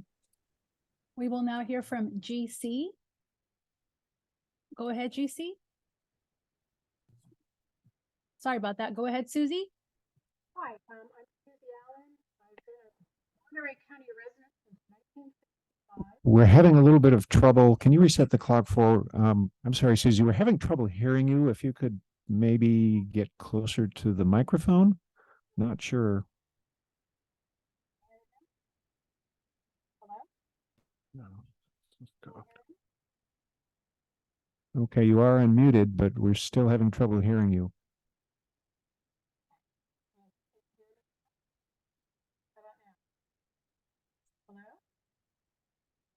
You think it might be earpods issue? Or connection issue? Can we come back to Susie and see if she can fix her? Yeah, let's come back to you, Susie, later. We'll hopefully you can find out what the technical problem is that's preventing us from hearing you. We have one more. We will now hear from GC. Hello. As a landlord who doesn't live in the area, I was also wondering how this communication was being targeted.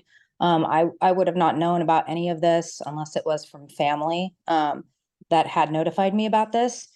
I do receive mail from the HOA, but during the last public meeting in July, when I reached out to them to ask them if they were familiar with this proposal, they told me they knew nothing about it, which is kind of concerning for a larger HOA in the area. And then also having a rental unit in the HOA, I don't really know what the rate is for my particular parcel since it's included in the HOA dues.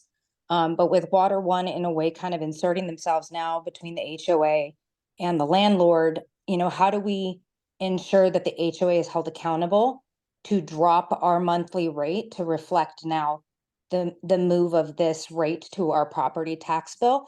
Because I think everybody knows that the HOAs, they're the ones with the lawyers. They can be pretty unbearable sometimes. And so how are they held accountable so that us as a landlord are not going to have to, in a way, be billed twice if they don't drop, you know, by the amount that we are seeing on our new property tax bill? Could you possibly help staff out by telling us what HOA you're referring to? There are, of course, many. Sure. It was a Cypress Park Terra Vista HOA on Casanova. Thank you very much. Okay, so we're back to Take one more from Zoom, and then we will hear from in the audience here, Peter, Kelly Saunders, Tom Sherney, Mary Sanders, and Isabel Teresa. Go ahead, Burge.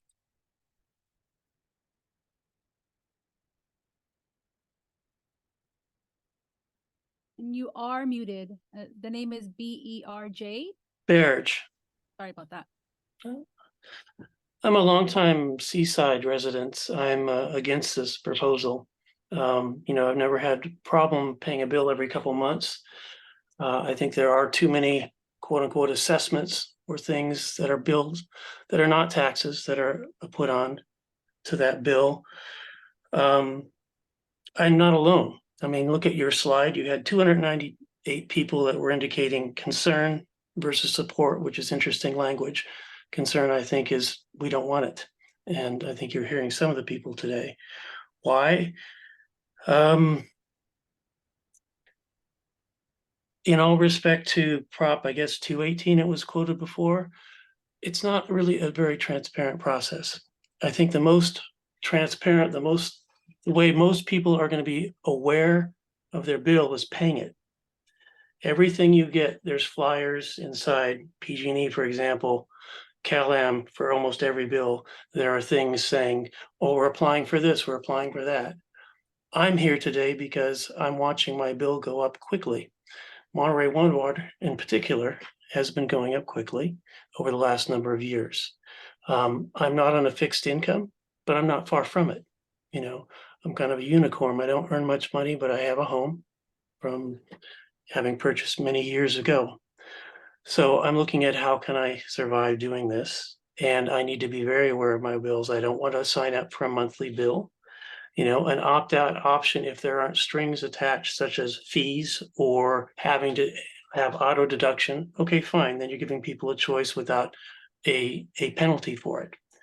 But in terms of shifting this to a property tax, it is truly not as visible. I mean, the person before was talking about you have a bill and you have line items on it. Even if you send out notices, it's not the same thing as paying your bill every couple months. I think the gist I'm getting from this is you're trying to save money. Okay, so $400,000 a year. And that money is being used not back into reducing my bill, but you want to build out some other program to use it for other things. I would encourage you to find a different way to achieve that end if that's what you want to do, instead of putting the bills onto a property tax. And I haven't had troubles paying a bill every couple months, just the way I pay PG&E every month or what have you. So I do appreciate that you gave me the time to speak, and that's my point of view. Thank you very much. Thank you very much, Berge. Now we'll come back to folks Peter? in the room. My neighbor in Pacific Grove asked me to read this letter. In regards to resolution number 23-15 and 2316, authorization of Monterey County tax rolls for annual billing of wastewater sewage charges beginning in fiscal 24-25. We as homeowners in Pacific Grove do not support these proposed changes. Sincerely, Stuart and Lisa. You need the letter? Sure, we'll take it. Thank you. As a PG resident, and also out-of-state resident, I'm opposed to having this go on the property tax bills. For individuals that have impound accounts, what this will do is, say your monthly mortgage is a unreasonable $1,000 a month. We know that's not true, but if it's $1,000 a month, the sewer bill comes in at approximately, and this is an approximation, $90 a month. So that'll be an additional $980 a year on your property taxes, which would mean your monthly payment to the bank will go up by $100 a month. I don't know if I'm correct on that. Is it $98 a month or is that 2 months? So our portion is $44 a month, the but city. the city then adds on, and that can be anywhere. The lowest is still $44 a month. Castroville doesn't add anything. The highest, I believe, is the Fort Ord area, which is 87. So, I mean, you're ballpark. Okay. But, let's figure 100 a month on there. That actually will show up on your credit report. And for people that don't have a lot of means and are on fixed incomes, it's going to affect your ability to borrow money potentially. So as we seem to be focusing quite a bit on people that have not of substantial means, that's a factor in itself. Okay. if this thing should come to fruition, I think that we are looking at this a little prematurely. And the reason being is, to me, sewage should be based on your water usage, okay? Not on the number of bedrooms, not on the number of bathrooms in your home. It's on usage. Now, before my father passed away at 100, and he got a letter from the mayor at the time in the city of Pacific Grove congratulating him. Great man, very brilliant. He literally would save the water from the showers and use it to flush the toilet and things like that. I mean, it's like, Dad, cut that out. You know, you've got the means to pay for the water bill. I don't care what it is, because you could slip and fall. But for him, it was about being economical, one, and two, not wasting natural resources. So I'm asking you to look at this. And one other quick item, until you know where your finances are, if you're going to grant a program to allow people to have part of their bill paid by Monterey One Water, please wait until you know what your actual amount of monies are on a more solid basis, and only pay for 2 billing cycles, not as 4. I think that needs to be done later as well. Thank you for your time. Thank you very much. Appreciate it, Peter. Kelly Saunders.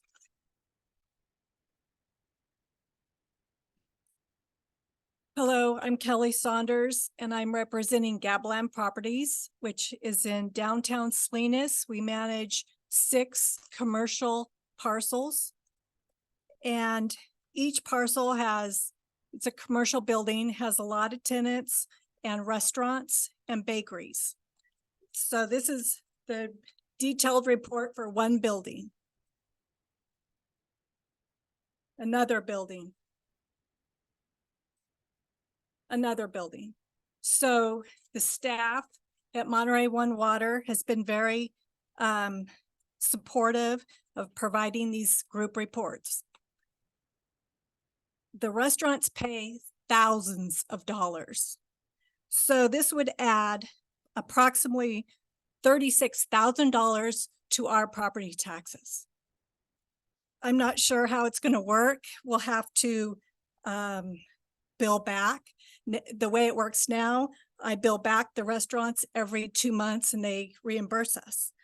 So things change during the year, restaurants move. I'm just not sure, who are we going to talk to about getting refunds once we outlay all this money? So I haven't heard anybody talk about commercial properties at all. It just doesn't seem like it's going to be very feasible for people like us. So that's really all I have to say. It just seems like we're kind of muddying the waters with the customer assistance program with adding these fees to our property taxes. I'm just not sure why we're bringing that up tonight, the property assistance. So anyway. Thank you, Ms. Saunders. Tom Cherney.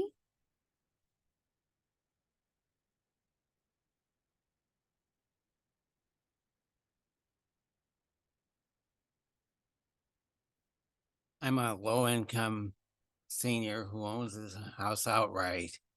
I am against this because it would approximately double my property taxes. This is a concern that a lot of the seniors have, is that it's going to add too fast to our property taxes. I've heard some things tonight that were a little more reassuring, like being able to pay this by the month. But, you know, you have to remember, not everybody our age, my age, is real techie, and I think you should give us the option of paying by check too. But the thing is, we should also opt out should be, I would say, definitely more than 1,200 people, because not everybody's real comfortable with this. I'm not. The first thing I thought was, how am I going to come up with, you know, this much money before Christmas every year, and then April 15th taxes? That's a big change. This is a concern a lot of people have, a lot of seniors, especially people that own their homes outright that don't have a lot of cash coming in. You guys need to focus more on it. We can not just renters, but seniors like myself. Thank you for your time. Thank you very much, Mr. Journey. Mary Sanders.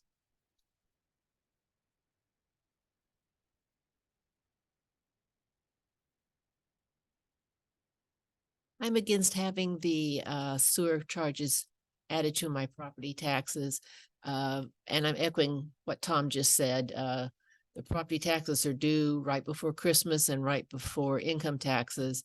And it's difficult to come up with the money to pay it right now, but now it's going to increase by a substantial amount if we're only paying our sewer charges twice a year. And that's all I have to say. Thank you very much, Ms. Sanders. Okay, and then Isabel Teresa.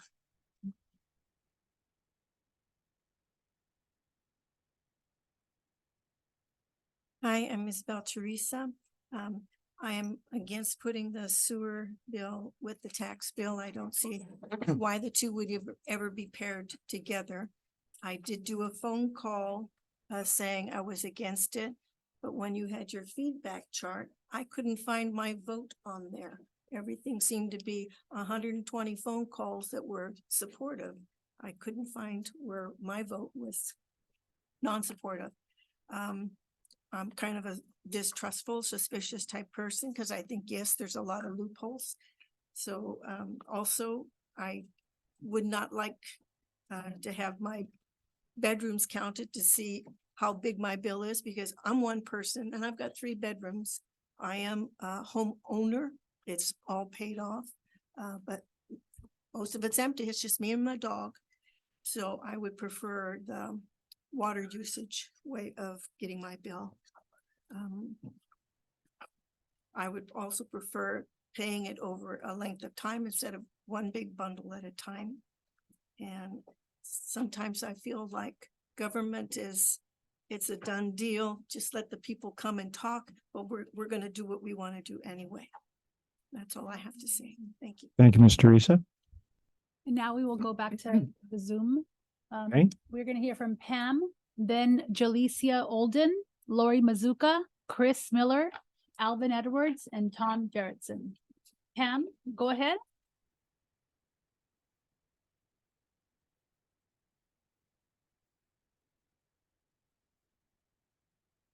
Hello. Hello. Go ahead, Pam. Yeah, I didn't know if you could hear me. I kept saying, can you hear me? Can you hear me? Okay, my name is Pam Hunt, and I'm up in the Monterey area. And I'm very opposed to this. I'm very low income because I'm now disabled and I can't work. And so I didn't know about the first one, but I was notified about the second lien that was put on by Monterey One Water. I found out when I paid my property tax about 2 years late, and I found out I was on there twice. So I had to pay all of that. I can barely afford my taxes now because we lost the Prop 13 when my mom died and she left the house to me and my children, their grandchildren. So technically we lost the Prop 13, even though I lived here. So that makes me mad. But I can barely afford my taxes now. And if you add on to it, that's going to make it very, very, very difficult for me to do that. I'm now able to pay my every 2 months to you all, to Monterey One Water. So that's not an issue any longer. But if you start billing it on my property tax, I'm liable not to be able to pay the property tax and lose my house in 5 years. I cannot do it if you add on to it. I can barely pay it now. So I am definitely against that. I do not want you adding it onto my property tax. And even if I'm able to do the opt-out, my question for you is, and I understand you'll answer these questions later, if we take it out of my checking account, I get paid like the third Wednesday of every month. That's not a particular day. So how do you know when to take the money out? If you take the money out before the money's in there, then I'm going to have a $35 fee if they pay the bill. Otherwise, I'm just considered late. So how are you going to set it up so somebody can pay it on the date that they have the money in the account? And I understand if you can't answer that right now, but that is one of my questions. And I'm definitely against having it put on my property tax. All right, thank you very much, Pam. Okay, we will now hear from Jalicia Olden. Go ahead, Jalicia. Hi, good evening. My name is Jalicia. I am a new young homeowner here in Salinas, and I moved up down from the Bay Area to start my family and to raise my family. And just how a gentleman spoke earlier, in all of my years of living in California, this is one of the harshest, hardest waters I have ever come across. I have an infant and I have a toddler, and just bathing my children in this water has exposed them to eczema. However, that's beside the point of why I'm speaking. I want to say thank you for hearing me out. As I was going through this presentation that you presented to me earlier, I was reading some of your slides, and just of all the folks that are speaking out about the transparency, I am blessed that I received the postcard in the mail about the Zoom meeting, because I had no other idea that you guys wanted to put our sewage bill onto our property tax. I'm highly against that happening. For one, as other folks have mentioned, I don't care for the loopholes that can be seen, but as looking at through this presentation, you all have not given this change enough time and enough feedback. One person earlier in the presentation on the board said you've been collecting feedback for 10 months. Another person on the board then said you've been collecting feedback for 11 months. So right there, there's no consistency. You all are not even on the same page as of how long you've been collecting feedback. As well as I'm looking onto one of these slides, and it's saying that only 28% of Monterey County parcels are impacting on this. If we happen to start this new way of billing, and people have the option of paying their bill every month, still with that ACH fee of $199, that's not saving the customer any kind of funds or any kind of money. And I do understand that one of the reasons why you want to present this and have the billing changed to be on our property tax is so that you can potentially help more people to fight and not have that lien or have assistance.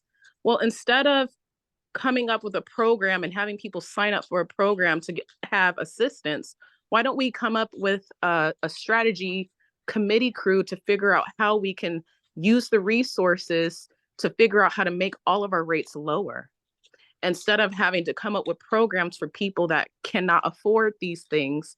Let's think differently.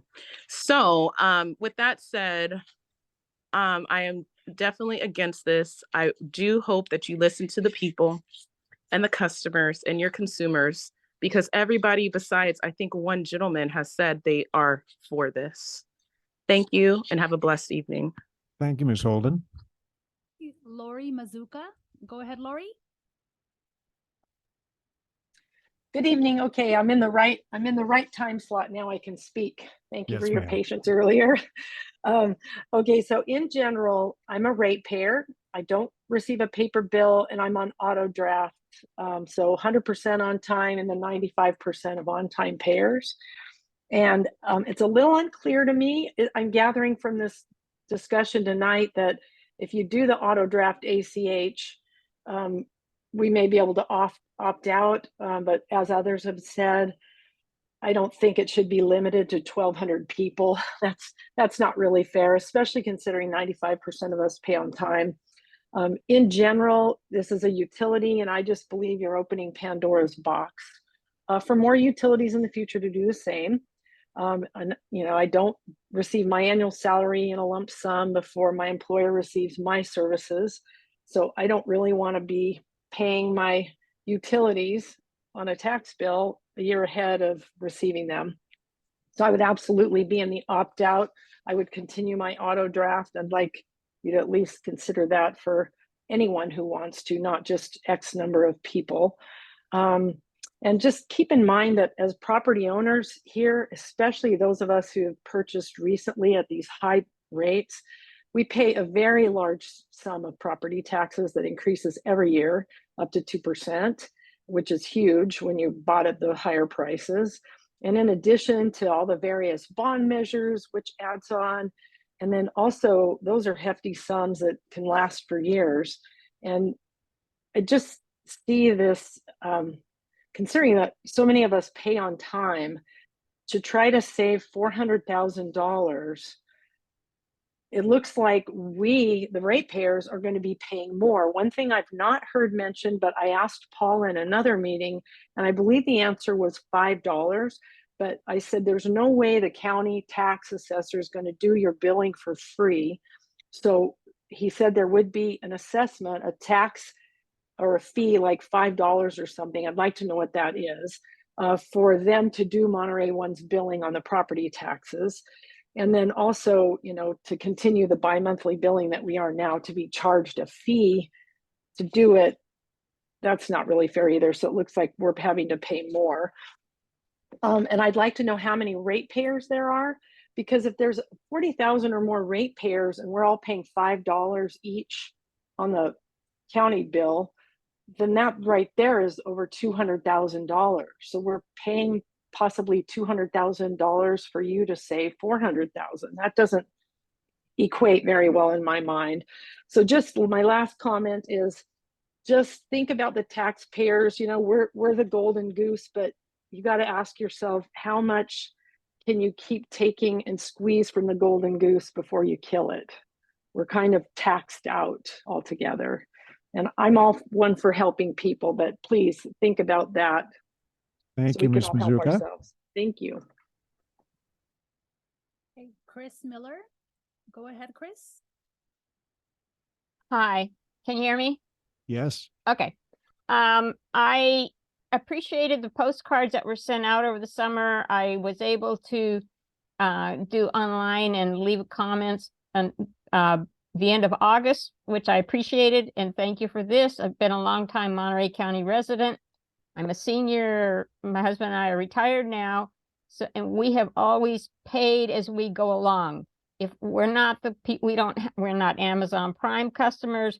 If we don't have the money, we don't buy something. And when we bought our first house here back in 1978, and when we were in the Army, it required 2 incomes at that time.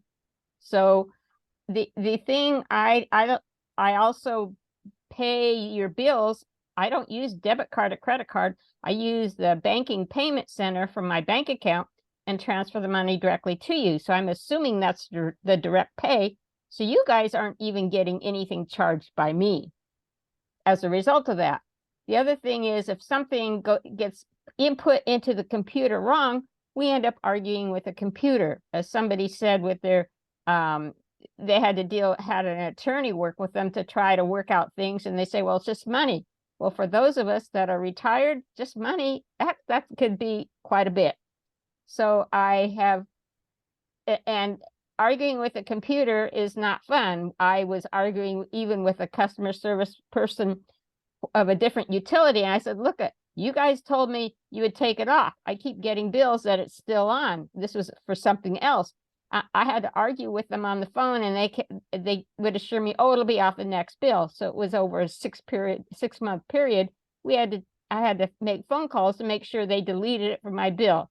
So that's a concern here, because if something gets input into the computer wrong, oh, well, it's your problem.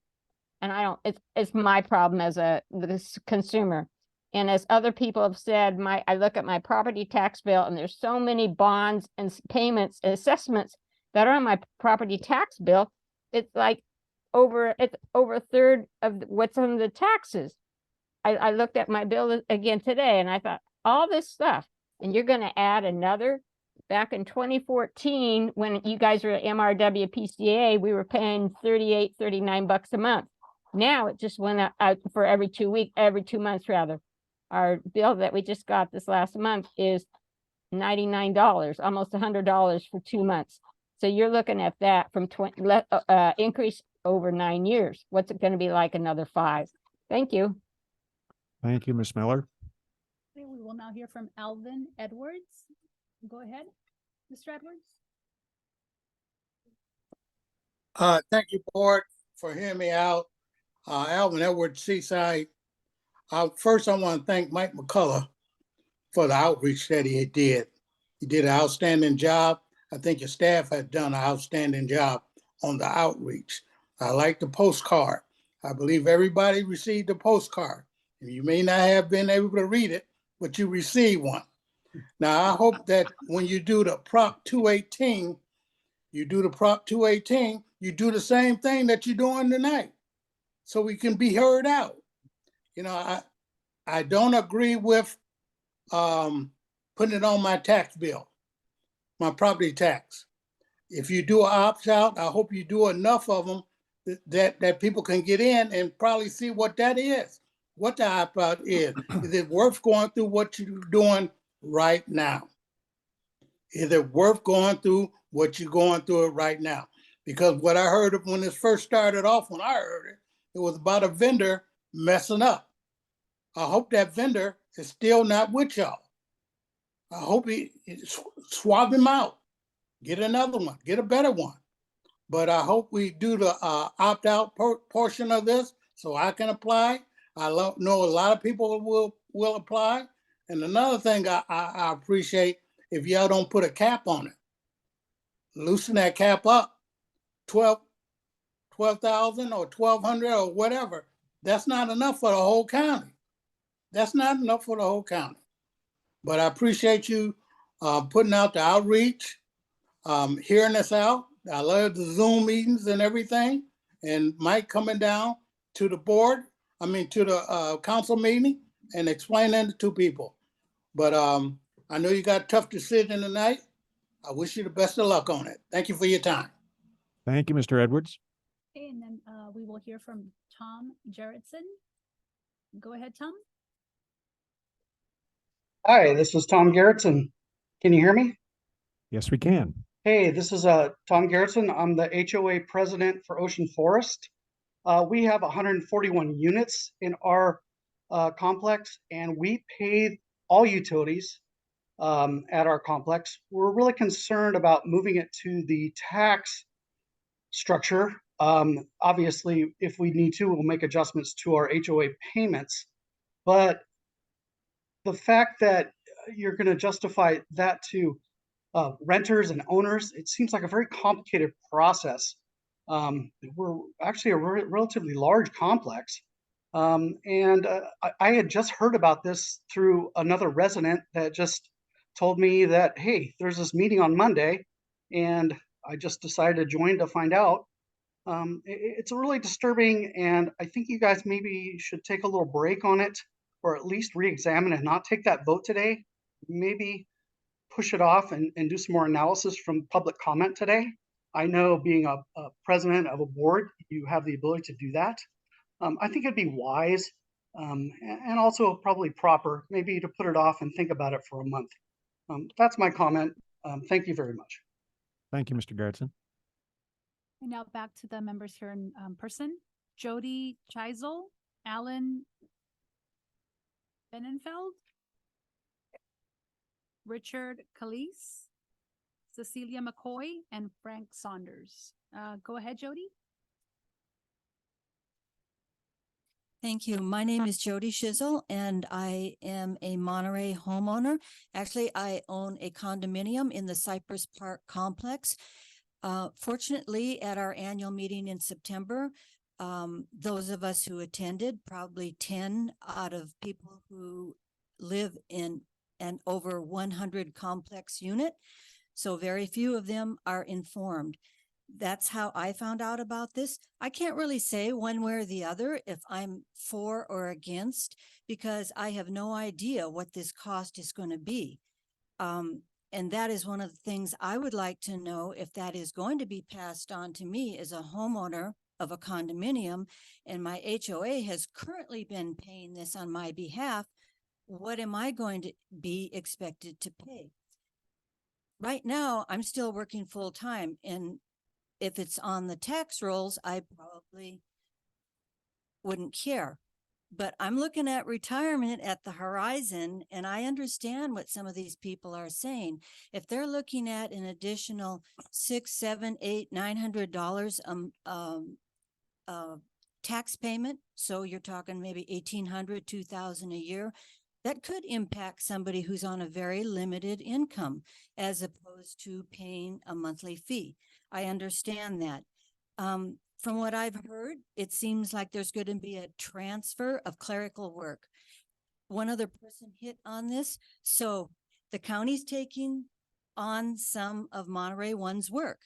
Will there be a fee for that? Probably. Also too, you mentioned a cost savings. So my question is, will that cost savings be realized by the customers, kind of like PG&E does with their climate control rebate twice a year?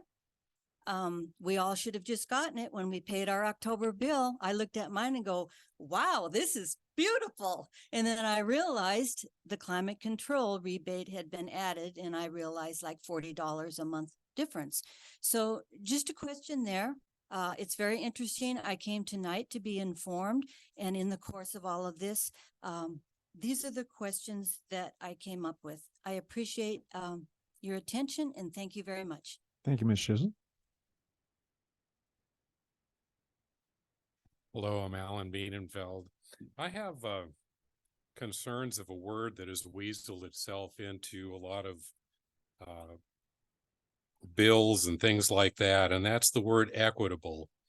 I'm very concerned, in a couple of your charts, you said equitable billing process, and the other one was more equitable fees. I don't quite understand how that comes into play, especially when you haven't really evaluated how you're going to be billing the sewage issues. Is it by bedrooms, bathrooms?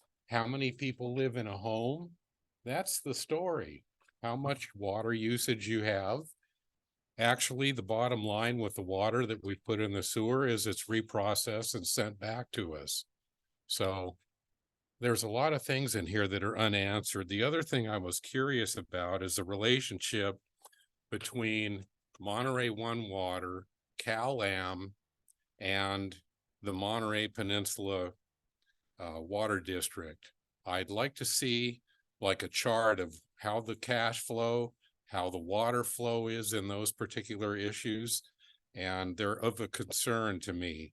The other thing is, when you have a public meeting, you're going to have a lot of people that have opinions, and people in the audience don't have to be disciplined about when they can take a breath or not. And I've been to Monterey meetings and I've seen this, and we don't have to get a lecture on that. Thank you. Thank you, Mr. Bienenfeld. Good evening. I'm Richard Kellis. I live in Seaside. I went to 2 of the meetings that they held. And the one thing that I got out of that meeting was what they weren't saying at the meeting. The number one thing would be there's no advantage to the customers with this. And the number 2 thing I'd like to talk about is the $400,000, which is really $4 million. And we asked in the 2 meetings specifically, can we get that money back? We didn't ask, can you build a program?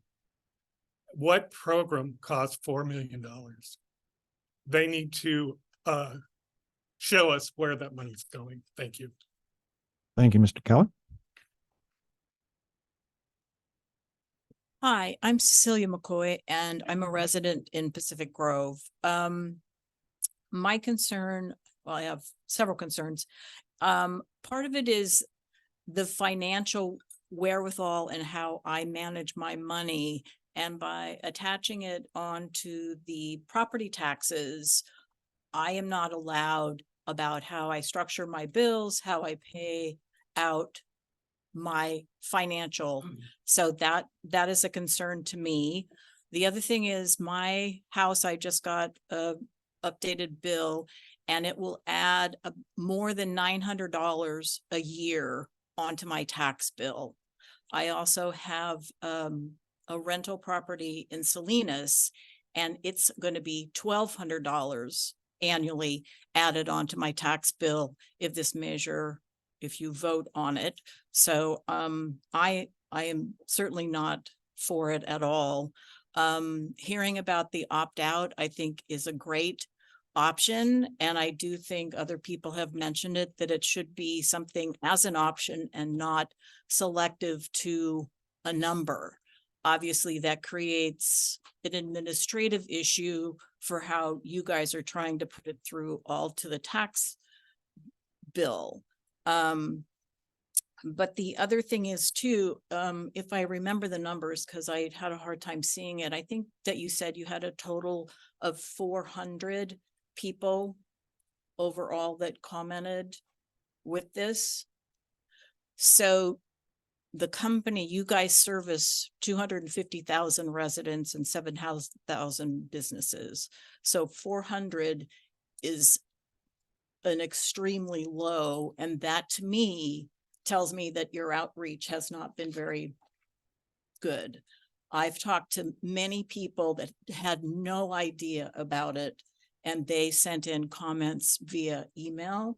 They weren't able to come tonight. So I think she mentioned that, or the gentleman on the phone, I forget, waiting and getting more data and doing more outreach to talk to more people, because 400 people, and the majority of all the people, sounds like tonight has been a negative not to do it. And that's what I would recommend and what I would like. Thank you.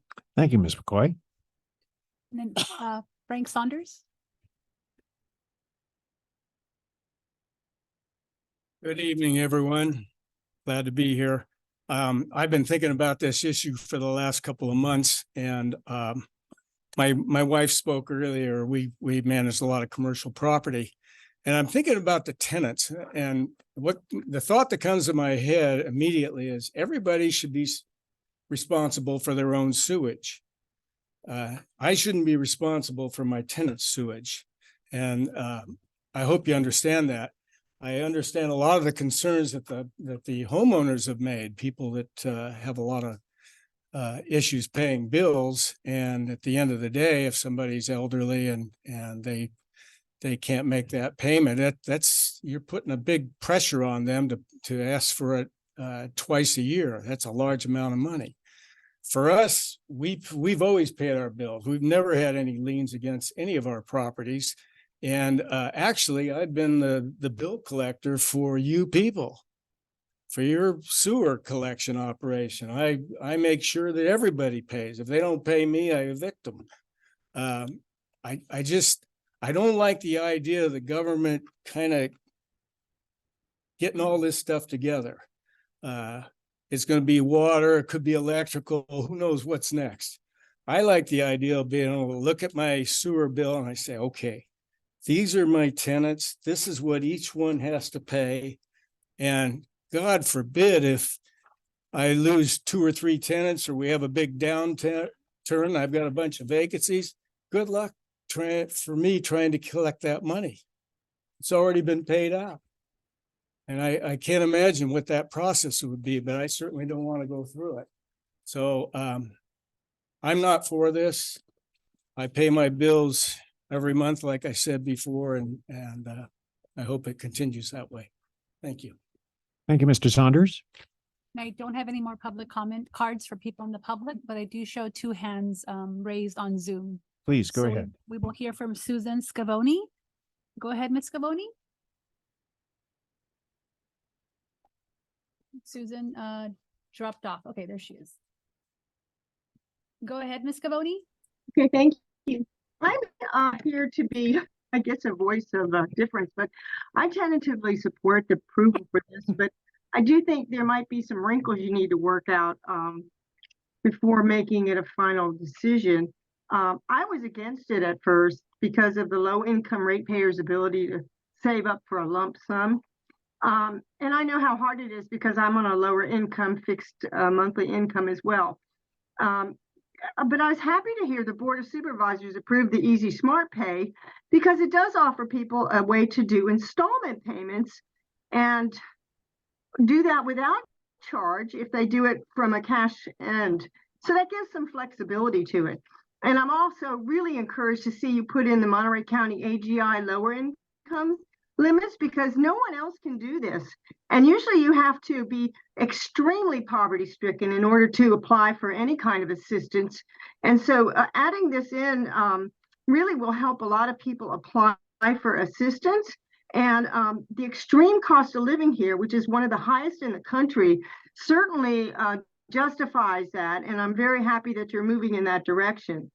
I also was pleased that there will be a 218 process to notify ratepayers. And I do think that you have to do a lot of extra outreach. People don't pay attention to the first notice, the second notice. They don't come to meetings. I do a lot. And so there's a lot of outreach that has to go out, and maybe that conversation needs to last a little longer. And the other thing is I do think it's wonderful to save some money for the agency. You're a public agency. I know you are towing the line and you do the best you can. And $4 million over 10 years for capital projects is nothing to sneeze at. That's a substantial amount of cash. I also think that in terms of equitable cost, the amount of sewage produced and number of people living in a place would be more appropriate than the number of bedrooms or the pipe you have. People also may want to know that M1 did not raise their rates for 12 years until last year. And people need to be aware of that you were underfunded until then. Finally, I've attended a lot of your meetings and found your agency to operate with transparency and integrity. The public should know you've received the Triple Crown Award for the Government Finance Officers Association for Excellence and Transparency, and many awards. I hope others will support me. You might need to delay the vote and maybe tweak this a bit, but I think it retains flexible payments, it's fairly applied, and it's transparent. And most of all, it saves you money. So thank you for your good work. Thank you, Ms. Scavani. And we will hear from Brad Fendler. Go ahead, Brad. You are muted, Brad. Thank you for unmuting me. Yes, we can. Thank you. Just very quickly, I know it's getting late, but a quick question. If it's put on the property tax bill, would the Monterey One water dollars be tax deductible on your itemized tax returns, albeit of course to caps in place for deductions, that currently exist, or would it be itemized out?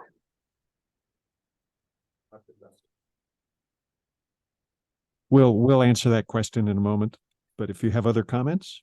No, that's it. Thank you very much. Okay, thank you, Mr. Fowler. And then it looks like this is the last public comment speaker. We're going to hear from Uli. Go ahead.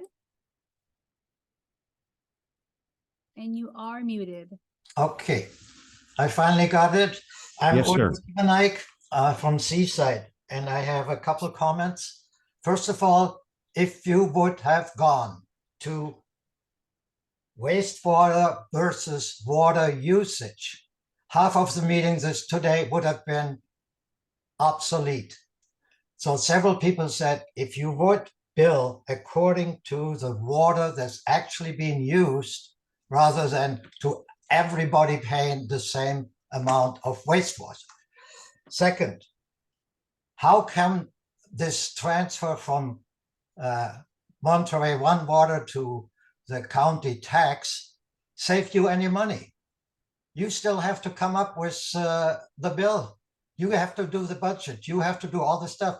So you don't have any savings there. And I hate that when we go to the tax addition, that we don't know what's happening, because then all of a sudden we see that there's an increased amount of money added to our wastewater. Like I just heard for the first time that the current wastewater number is $44 per month, and a ridiculous increase again. And to to say, oh, the 218 process takes care of that. No, it doesn't. Look at how many 218 processes have not gone through right. Especially look at Marina Coast Water District, where there were so many of those, and they all didn't do anything. And finally, the work that Monterey One Water for the wastewater does is lousy. It's terrible. Every time I drive on Highway 1 or Del Monte Road, I can tell by the smell when I drive by there where there is a transfer station. And I've been addressing that for years. And I thought, okay, now they're raising the prices again at 10 or 12 or 15%. They'll finally fix it. But no, they haven't. They have been brought it up to the board there and so on and so on. Nothing happens. I know the real reason or easy way is to add more iron sulfate. But they know it. They told me they know it. Nothing happens. Thank you. Thank you, Uli. And there's another raised hand, Mary Apple. Go ahead, Mary. Yes, can you hear me okay? Yes, we can. Hi, thanks for the opportunity to speak. Everybody's had a long night, but it's been very interesting hearing what's transpiring, and hopefully helpful for the group there to have opinions on what this process is going to do. But I am one of the people that would not like this billing to be billed to our property tax. I think that Water One is a utility, and it should be billed separately, just like our water, our PG&E, our refuse, everything else is billed separately. And I think most of the people that are responding here today are kind of telling you the same thing. Not everybody, but just like one of the members pointed out, your feedback of almost 400 feedback participants, 3/4 of that was concerned. And the fact that you're going to have possibly a suggestion of a 3% opt out is kind of low. If 3/4 of the people that so far have responded probably would want to opt out. So I just don't want it tied to my property tax. I'd like to pay my bill monthly or semi-monthly as we have been. I don't think the taxpayers that Monterey County would be taking on part of your work should be paying for any of this process, even though they'll be billing us. So one of the things that I did not hear tonight was any other option, which should be the option should be to get prospective vendors to give you new billing options. The old bill, has kind of run its course, and we need a new vendor.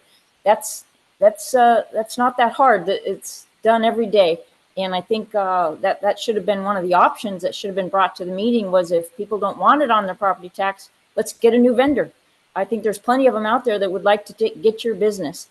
And the last thing is, Mr. Miller brought up that if you really, really, really want to equitably bill people, then you need to do it on water usage. That's going to be the best and most accurate way of saying how much sewage you're using is based upon how much water you're using. Any money that is saved from going to a new billing system, I saw the focus was mainly for customer assistance programs, which I'm not against, but at the same time, that should not be the focus. If you're going to save money, then that should go back to the people that are paying for your utilities. Again, thank you for the opportunity to speak. I really appreciate it. Thank you. Thank you, Ms. Apple. We will now hear from Nina. Go ahead, Nina. Hi, can you hear me? Yes, we can. Hi, my name is Nina, and I am against it being added to the tax bill, but I wanted to speak on one thing with regard to the opt-out option. I don't know if many of you remember from the past, but PG&E at one point, they had this reroute energy program that they were allowed to automatically opt you in.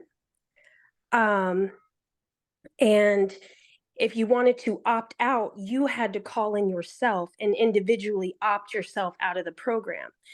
The issue is that the opt out wasn't immediate. They made me wait 3 months while I still accumulated charges on my bill before they actually released me from the program.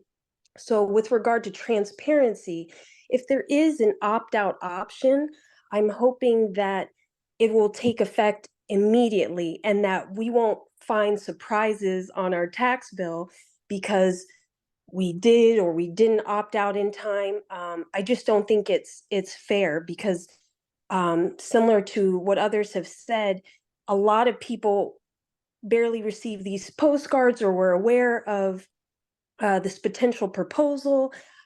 So I'm just asking that that you guys be very transparent, and if these options are allowed, that they take immediate effect so that people aren't still dealing with fees associated with this change. Again, I'm voting against the attachment to the property tax, but I thank you for your time and for hearing me. Thank you very much, Nina. So no one else on the web? And anyone else in the room? All right, seeing none, we'll bring it back. Staff, a number of questions. Don't know if you've got them all or have, in some cases, you haven't had much time to come up with answers to them, but please, if you would, do what you can. I don't know how many questions you guys all wrote down, so I'm gonna just some general comments and kick it out to the specific questions. Excuse me. Number one, I think it's great to see the interest here, both in-house and online. I think we had over 33 comments, which is really unusual for this board meeting in this agency. So it's great to have that sort of input. The table that you asked to be put back up and just trying to categorize the comments that came in. I think it was Uli that was totally right. If we had talked about rate equity or how to bill, that would have taken care of a lot of it. And it's something we will move in the future. I think we've talked about this at the board level, and the next rate study that's going to happen will address that. Absent that, it seemed like most of the comments landed in a couple different buckets, no pun intended, but fiscal management and hardship, which certainly I think we tried to address, and it was just coincidental that the county did Easy Smart Pay to help address some of the financial burden. Another aspect that was brought up was the liens, and I think you heard sort of two sides to that.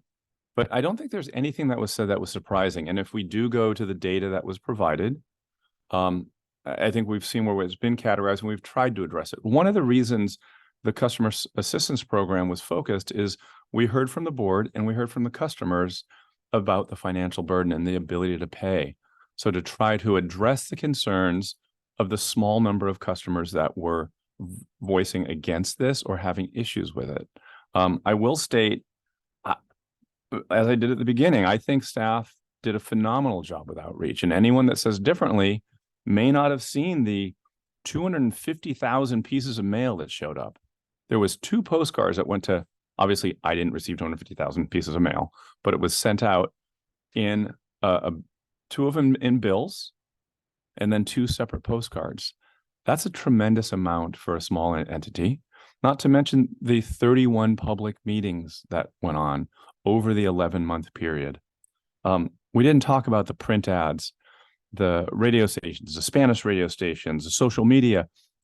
It was a substantial outreach effort. So I apologize if not everyone heard about this, but certainly our staff went over and above in trying to get the message out because we knew from all of you that getting that customer feedback was so important.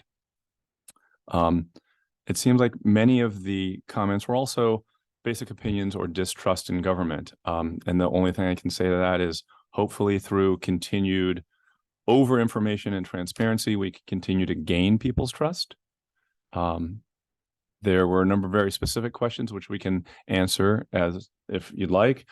One's in terms of, I believe you had the question on Cal-Am Water Management District and ourselves, that may not be the best venue for it now, but we can certainly talk about it some other time because, yeah, I'd be more than happy to explain that on out. But with that, as just sort of a backdrop of what I heard, thankful for everyone to come in here, spend their time and comment, and thankful for everything the staff has done to bring us to this point, which, you know, there are benefits to the customers. I think we all know that. The benefits are consistency, working with the county, lack of liens, efficiencies, the $4 million over 10 years. Yeah, that's only about 2% of our 10-year capital plan. Our capital plan's about $200 million of capital expenditure for the next 10 years. So is $4 million a lot? It's a lot of money because that's not going to go to the rates that we're going to ask to fund those capital improvements. But it is a small portion of the assets that we are tasked to maintain and operate in a reliable fashion for the foreseeable future. So with that, are there a couple of them that we want to touch on at least?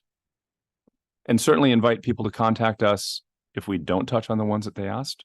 Yeah, absolutely. Please go Okay, ahead. so I'm going to do some of the quick ones first. How many employees do we have? So we budget for about 100 employees. We are budgeted for 100 employees this year. Unfortunately, like many, we're usually down about 15 to 20%. So if you know people interested in working in the wastewater sector, please encourage them to check out our website. Do you work for HR? Nope, communications. Okay. All right, water quality. Just a reminder, we are the wastewater company. Sometimes you more commonly hear wastewater as sewage. So we collect the used water from homes and businesses. We convey it through a regional pipe system, and it's our job to safely treat it and reintroduce it into the environment. Just briefly touching on that relationship to Cal-Am and Monterey Peninsula Water Management District. We as Monterey One Water, it is our job to safely reintroduce that water into the environment, and our wastewater customers pay for primary and secondary wastewater treatment, which allows us to safely discharge water into the environment. That's where your rates start. Our relationship with Cal-Am and the Monterey Peninsula Water Management District relate to, sorry, I should slow down. I'm trying to go fast, but I'm realizing I'm talking really fast. Relate to our Pure Water Monterey project, and funds for that are kept entirely separate. And as Paul mentioned, if individuals are curious, we'd be happy to go into more details. And who funds that Pure Water Monterey? Cal-Am and the Monterey Peninsula Water Management District fund that fund. It's kept completely separate from wastewater. They recover their funds through their own customers and their rates. And somewhat Marina Coast Water District, correct? Yes. Thank you. Yes. For Pure Water Monterey. Correct. Yes. Okay. So now I think we'll transition to some of the comments related to fiscal benefits. So Fred, do you want to break down how that what goes into the $400 cost savings, and also specifically like the county's rate that they will charge us to administer this program and the lack of staffing needed to administer that? Yeah, absolutely, Rachel. So yeah, the $400,000 a year that we're estimating is kind of a couple different components. The largest two components by far is the savings that we don't have to have for annual support of software. Basically, that's a pretty significant portion. You know, that's over $100,000, you know, just in and of itself. The other big component as well too is right now we have one person that basically does our basically field surveys, kind of assessing whether businesses are being assessed at correct rates. If we went to the tax roll, we could be able to free up a second person. So therefore we'd have one person for the Monterey Peninsula, one person for Salinas, and we anticipate generating about $150,000 a year from that. We imagine that over time will drop, but at the same time, basically the cost for the software support will continue to go up. That's why we think it's pretty much level, you know, over the time on that. The county's rate, this was brought up as well too, there's a 0.25%. So for us, estimated cost would be about $100,000. That's actually netted out from the savings, basically. So I just want to point that out.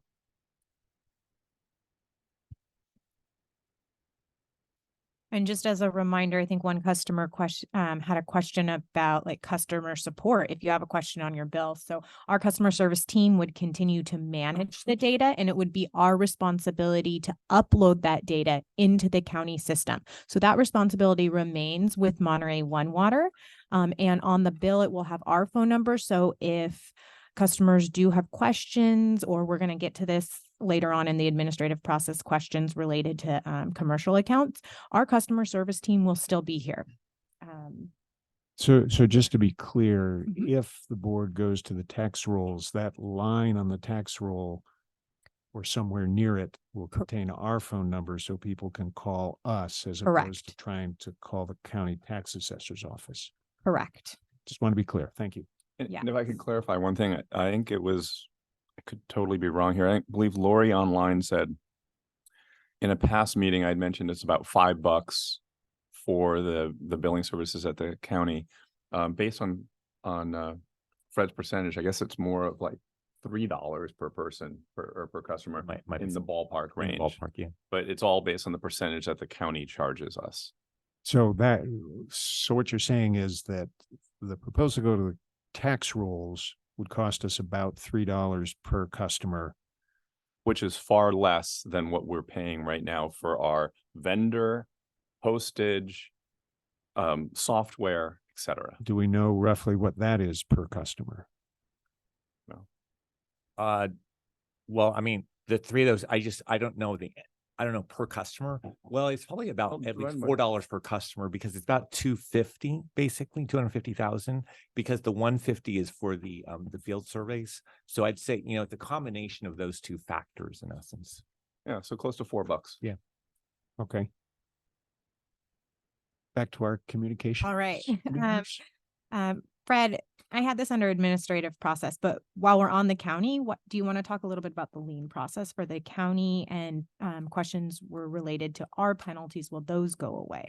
Yeah. So a couple different things. So the county has a different cycle for basically placing liens on properties. They actually do it only once every 5 years as far as delinquent accounts. So that's obviously different, from ours in essence.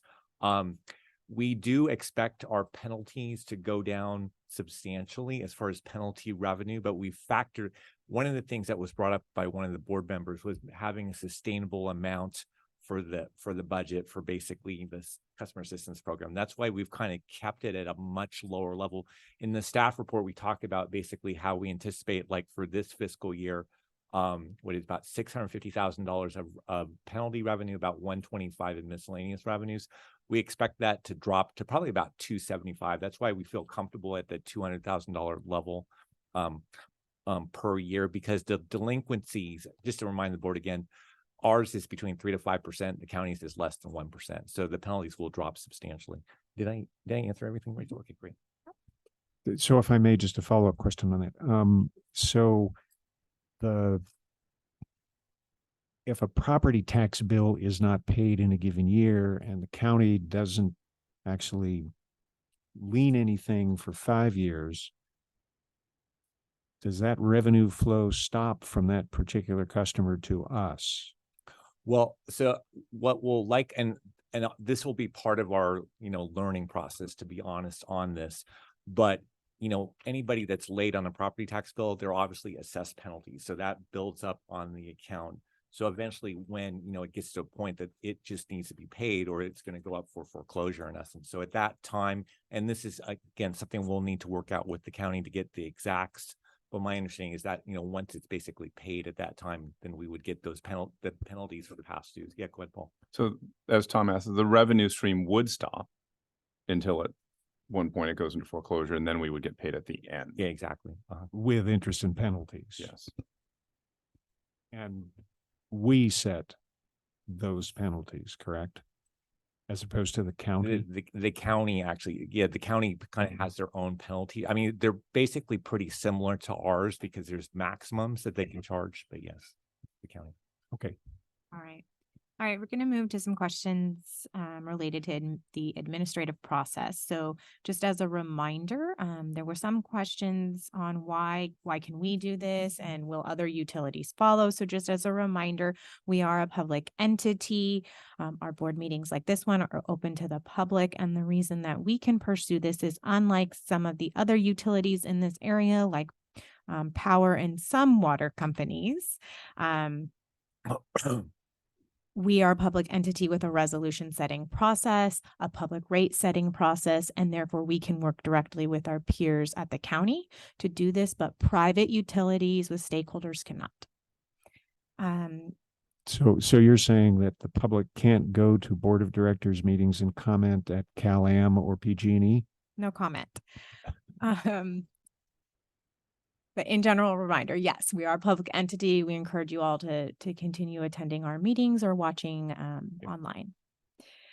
All right, next question. This one, Fred, we may need to do some follow-up on the specifics, but if an opt-out via auto pay were explored, would customers be able to pick their auto pay date?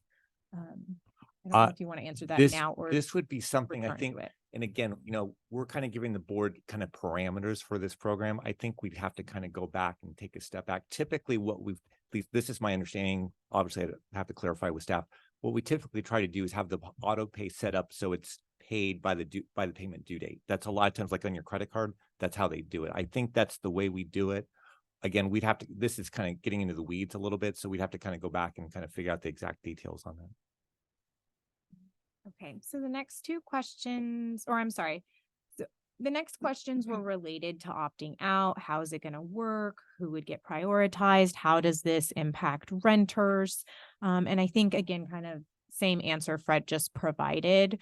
We're setting the framework tonight, and some of the specific administrative processes will be developed moving forward. Anything else you want to add on those topics, Fred? No. Okay. And then the next two questions were related to homeowners associations. And we don't have jurisdiction over HOAs or how they pass through their costs, but we did include in the outreach plan phase 2, which is just in its draft form based on what we experienced in phase 1 with all of you. We'll look to refine that, and we're going to refine it if this is approved. If we would refine it as we go and what we hear, similar to what we did this time as well. But included in that targeted outreach is communication with the HOA and each of the parcels within that HOA to make sure that everybody understands what's happening. So the HOA included and what fees they technically wouldn't need to collect on behalf of their residents, and what the resident knows will be coming via property tax if approved. So the next questions are related to our commercial accounts. And as Fred mentioned, a number of wastewater entities already do this, so we get to learn from their lessons. So as we went through this process and we were talking with our peers, researching via their websites, La Mesa, an example that the city of Monterey provided, they have a really great bill adjustment process and a bill adjustment policy and procedure. So basically, as commercial accounts have tenant variability, there's a simple form that gets filled out, and then we would internally have a process for either billing a customer in the case that that billing change resulted in increased revenue for Monterey One Water, or sending them a payment for what they overpaid because of the change in tenant status.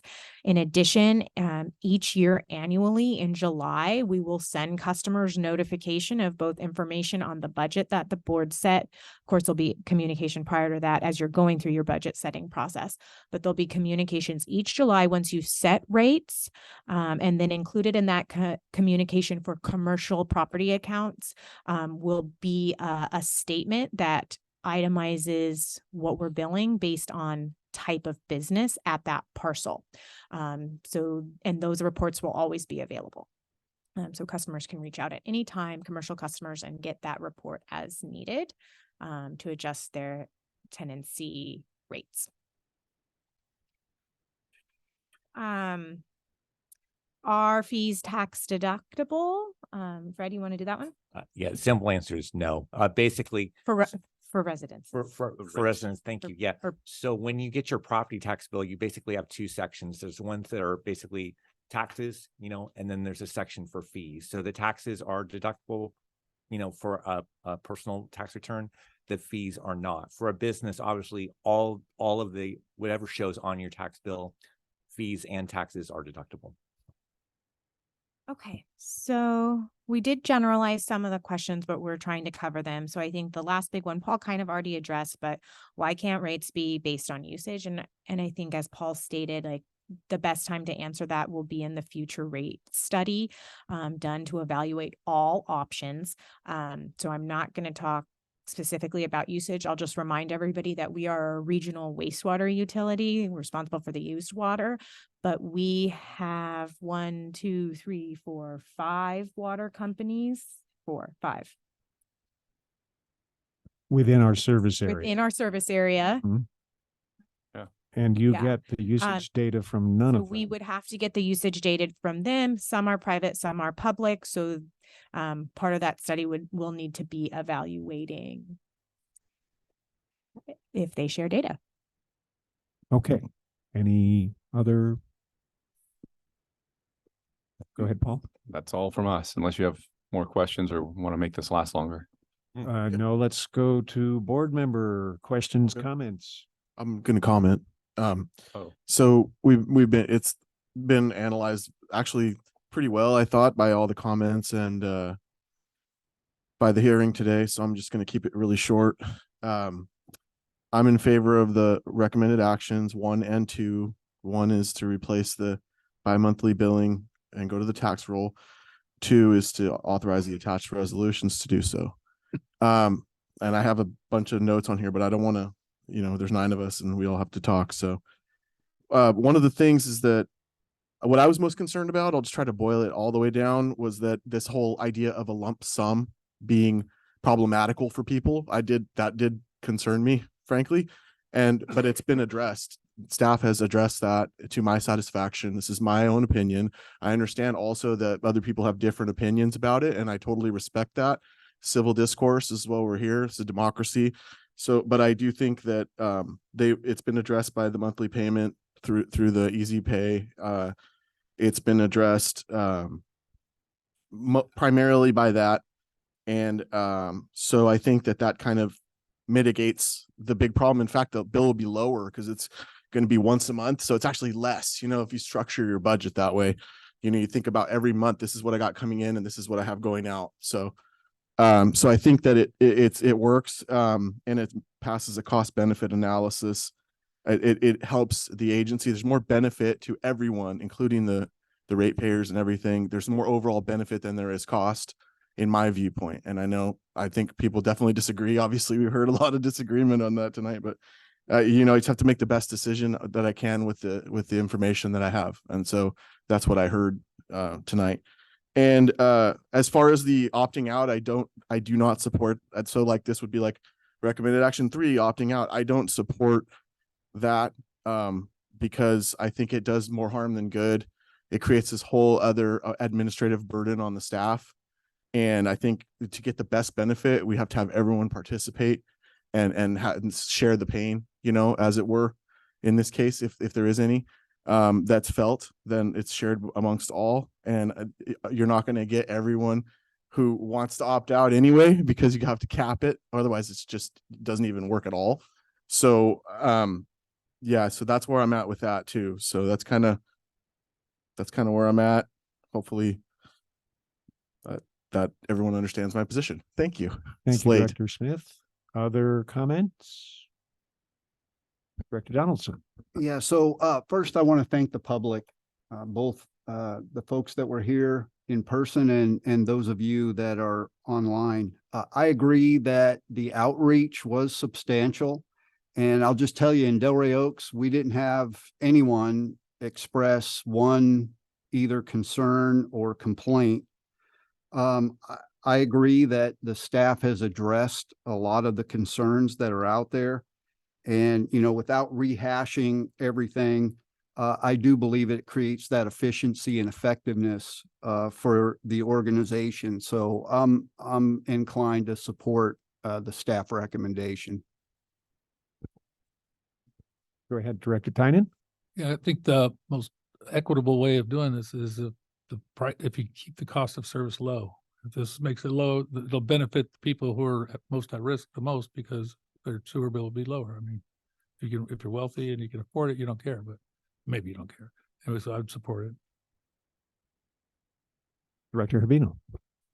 I have a question for Fred on the or for staff. Will people still be able to view basically their statement online, or is that going to be because in essence, we obsolete? wouldn't have a separate billing system. We wouldn't have the statements, but what we're planning on basically, and I think Rachel mentioned this as part of the presentation, every year starting in, I think July, is that right? We would basically send out a letter to all of our customers, which would be personalized and saying, this is your specific rate, for the year. And it would be stated both on a monthly amount and an annual amount. So you could kind of see what's on your property tax bill. This kind of also relates to a couple of the comments were like, for if I have a business complex that has several different types of businesses, we would basically, break out that information for the owner saying, here's the amounts for your different properties. And then also just at any time, this is probably something we could work on too as well. Maybe in lieu of having the statements online, we could probably have the letters online. That's what I was going to say. Yeah, exactly. Those letters are essentially going to turn into the annual statement. And they'll show both, as Fred said, a monthly rate and an annual rate. And then for commercial properties, be backed up with the internal speak here, the commercial property report that breaks it down by unit. So those can be available to the public, as needed, and we can. And they'll be sent out once a year? They would be sent out once a year. After you as a board set rates, we'll send out the notice with the rate that you all set in compliance with Proposition 218. And this is what we do, for example, right now with our auto pay customers, they basically get a letter, at the beginning of the year stating this is their rate. So it'd be exactly the same pretty much as those. Yeah. And we also want to optimize on that billing if we are going to be sending out a billing each year. So there'll be like that page that acts as the statement, but we'll be backing that up with, here's what we did this year with your rates. Here's where your rates are going. Here's our budget in brief. Once you all set the budget.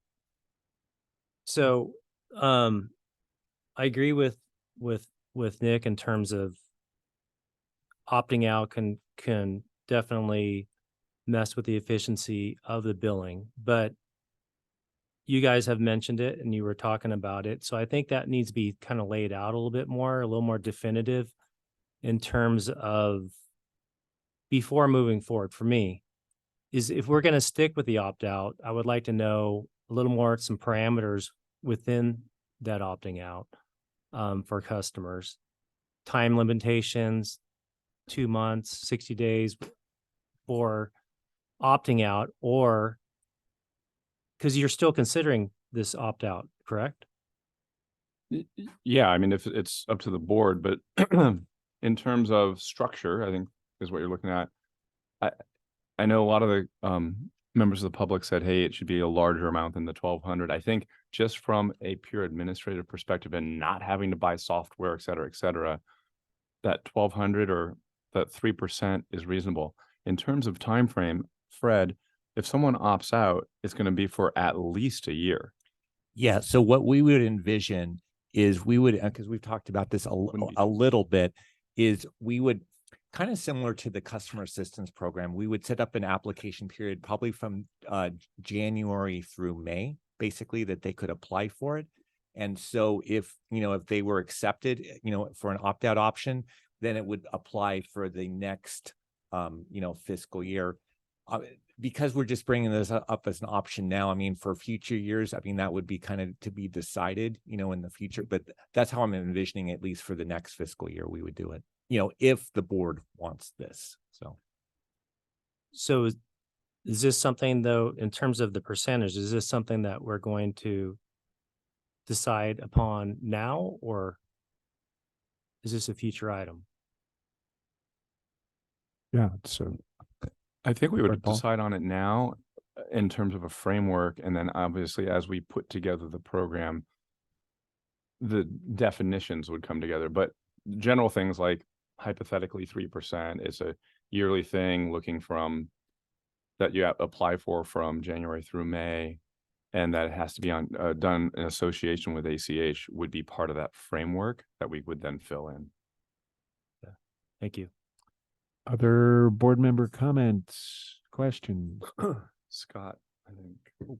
Director Donaldson. Yeah, so some of the other agencies, Fred, and you probably best could answer this. Some of the other agencies out there that do put their bills on the property tax rolls, do they have opt-out type mechanisms? So yeah, let me explain for the board the research site. So I did this over the weekend. So the agencies I looked at that are kind of somewhat nearby to us that basically are on the tax rolls that basically, you know, provide sewer services are Delta Diablo, which covers Pittsburgh, Antioch, and Brentwood, Central San, which basically covers pretty much Contra Costa County, Dublin San Ramon Services District, which covers Dublin, San Ramon, and Pleasanton, and Union Sanitary District, which covers Fremont and Newark, and then what is it? Santa Cruz County Sanitation District. There's a couple different districts over there, but if you go to any of their websites, basically none of them offer an opt out. That doesn't mean they couldn't have offered it initially, many years ago when they set up the program. But if I'm a new, especially if I'm a new person moving in, they just state basically, that it's going to the tax roll. And they actually talk about the benefits, they talk about kind of things that we've mentioned, efficiencies,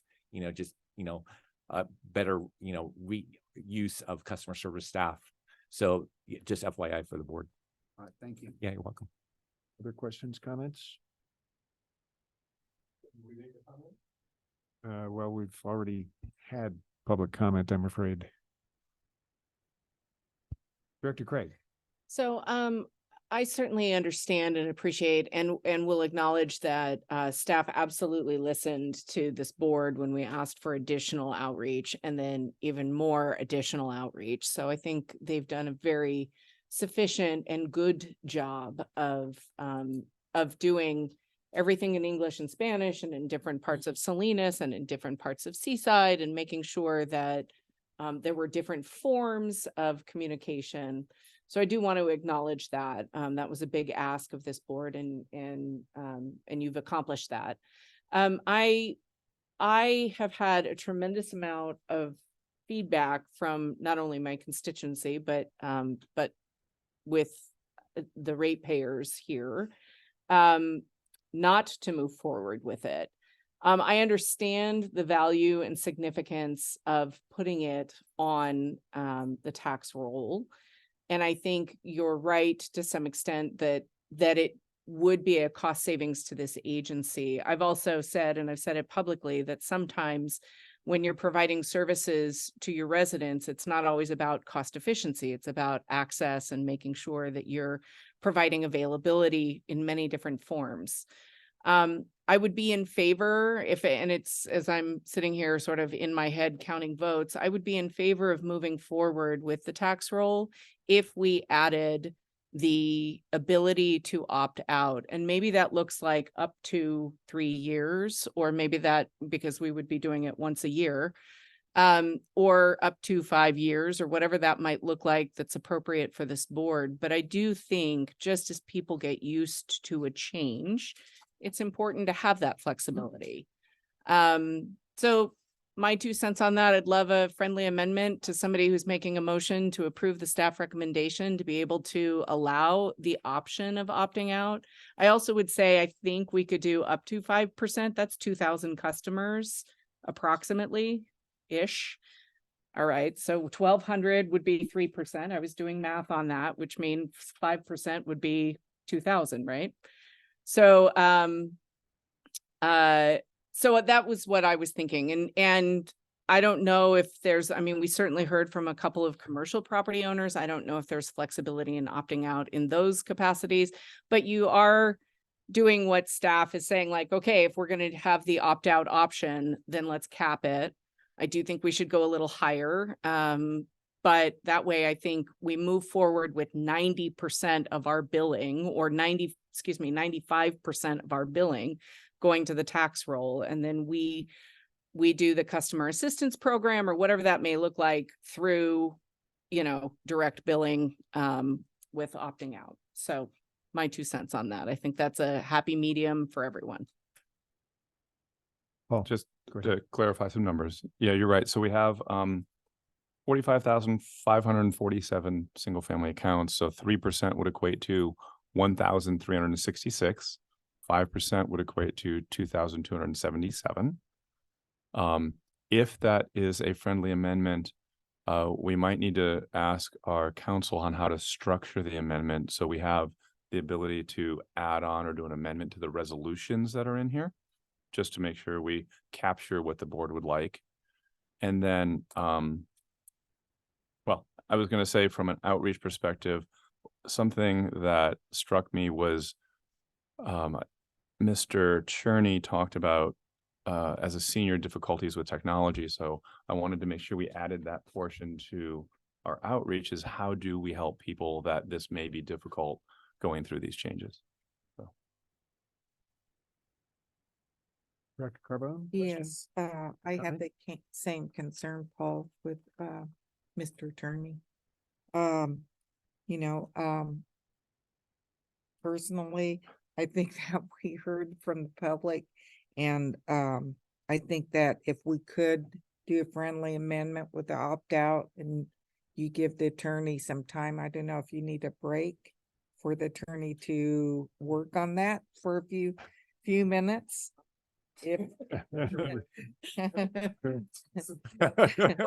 We'll get. Sorry, Jim.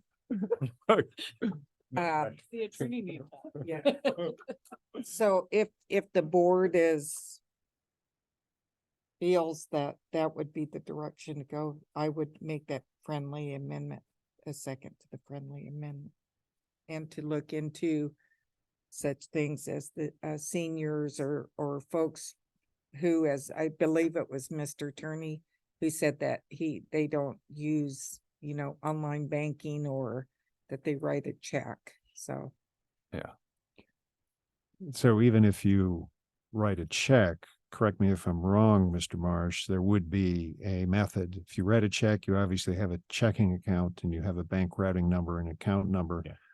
And effectively, that's all you need, correct? Yeah. And the And their reason permission, why, of course. well, yeah, the reason why we really want it there is, again, we're trying to keep our delinquencies as low as we can. We found from experience, people that sign up for auto pay, we tend to have, much lesser issue regarding delinquencies. So that's actually one of the big reasons as well. We're kind of recommending that. So and again, not having to have a separate billing system. So yeah, and maybe as we work out the specifics, if an opt-out is passed to, like, those properties would probably have a lien process associated with them if they were delinquent. Yeah. So similar to the process now, just clarify. So I do have a question for you, Mr. Marsh, on these direct pay accounts. Two questions, actually. How many do we currently have? And how often do you experience that account having insufficient funds? So I can answer the first question. The second, I honestly don't know. We have about 12,000 auto pay accounts right now. But it just, from my general experience, I can't give you a specific, percentage. It's something we could look at and come back with, another day with a specific response. But I don't know the exact percentage of the delinquencies on those. But it just seems like in general, we've experienced lower from that. So. And then if you did have that and there were insufficient, now you're kind of back to what, Yep. individual liens? What we would do in essence, if someone was on, if they opted out, went to auto pay, it basically, we couldn't resolve the situation quickly, just getting, correction. They would basically then go, we would follow up with billings, and if we need to with a lien, and then they would actually then in the future just be on the tax roll. So. Right. Any comments, Vice Chair Williamson?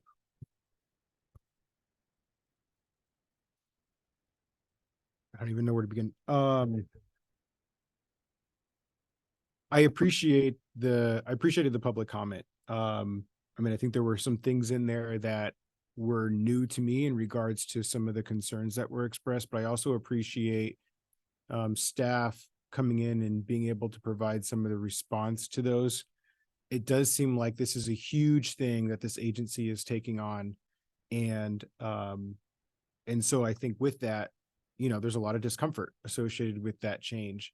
I'm confident in our staff's ability to be able to continue on this pathway. I think, Paul, you alluded to it well, when you were speaking after public comment around how above and beyond staff went in regards to what the initial plans were for outreach. And I think that speaks directly to this agency's prioritization of transparency and public engagement and listening to the board. So just a lot of kudos there. When I hear, I guess I don't want to get too long-winded either, but when I hear the idea, when I heard from the majority of folks that identified support of the opt-out, it was attached to a statement of like either eliminating the cap or significantly increasing it. And so to me, I don't see how doing a 3% or even a 5% really gets at the core of what those issues are. And if we did do that, I would hope that we would look at some kind of sunset so that we make that full transition. So I appreciated board member Craig alluding to that. I guess part of the concern that I have is by doing that, we're kind of having staff still kind of manage two processes in the short term as we're trying to be successful in making a full transition to a new system, which is where I think more of the energy needs to be spent, focused on one thing as opposed to bifurcating the process and potentially creating more frustration and tension with the public and the community. It's kind of almost the idea of tearing off the Band-Aid and then just kind of going for it and figuring it out together as we go along here. And so in as much as I can support an opt-out, my preference would be for us to try to find a way of coming together and doing this collectively as a region. I think this was alluded to earlier too, just in regards to the rate increases, which is, I think, a high number of the comments that I heard this evening from the public. That process will be available when we have that discussion around rate increases as they come up. But I think one important thing that was also alluded to a couple of times tonight, when we talk about $400,000 as being, it's like, it's just $400,000. That's not insignificant. We're responsible for the ratepayers. And fiscal sustainability is a huge element of that. There was a comment earlier around how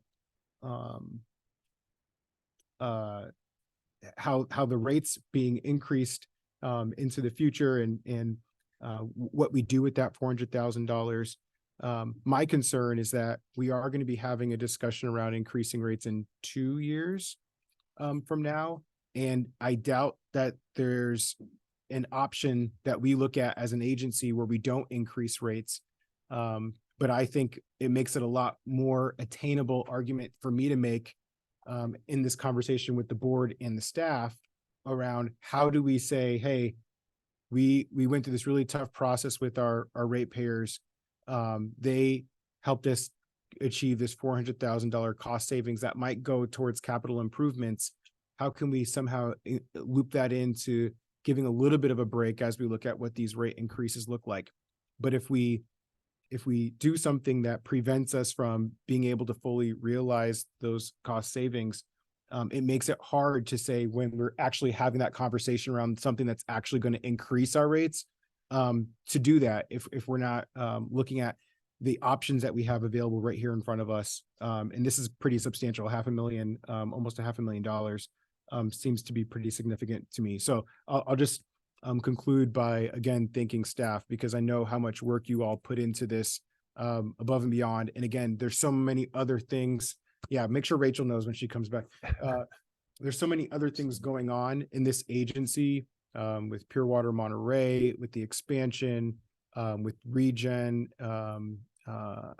So lots going on, and you guys are balancing a lot of balls. So I appreciate the effort to meet the needs of not just the board, but the community at large. And it sounds like we're going to continue to try to push out that public transparency in all facets that we can to make sure that this is as painless as possible for everybody. So I do have a question for staff. When you started looking into this and started this process 11 months ago, did you not have a particular schedule in mind, which led to tonight's meeting happening in October? Could you explain why? Fred, you want to go over the schedule, getting on, like processing all data to get ready for the county? Yeah, basically. So the idea is the county actually has to have our data every year by July in order for them to be able to process it for the next, fiscal year. So we started this whole discussion, Paul, I think last November, in essence. We initially had talked about potentially doing it for the 23-24 fiscal year, but just obviously great feedback from the board saying, we want you guys to do a lot more outreach. We want you to look more into customer assistance program, look into different options. So we took that step back and we said, you know what, we need to spend a lot more time on that so the board has better information, in order to make a decision. And so Rachel and Mike talked about this a lot. If the board approves this tonight, starting tomorrow, we're going to start out with phase 2 of our outreach. And that's going to continue on all the way pretty much until October. So we're planning on kind of giving them several different, kind of notifications. And we talked about this earlier about, different types of notifications, so owners, renters, HOAs, those kind of things, and letting people know, especially early enough so they can adjust their impound accounts as well too. But that's the strategy. So as I understand it, the idea of an opt-out is a very recent idea, maybe even first discussed at this past board budget personnel meeting.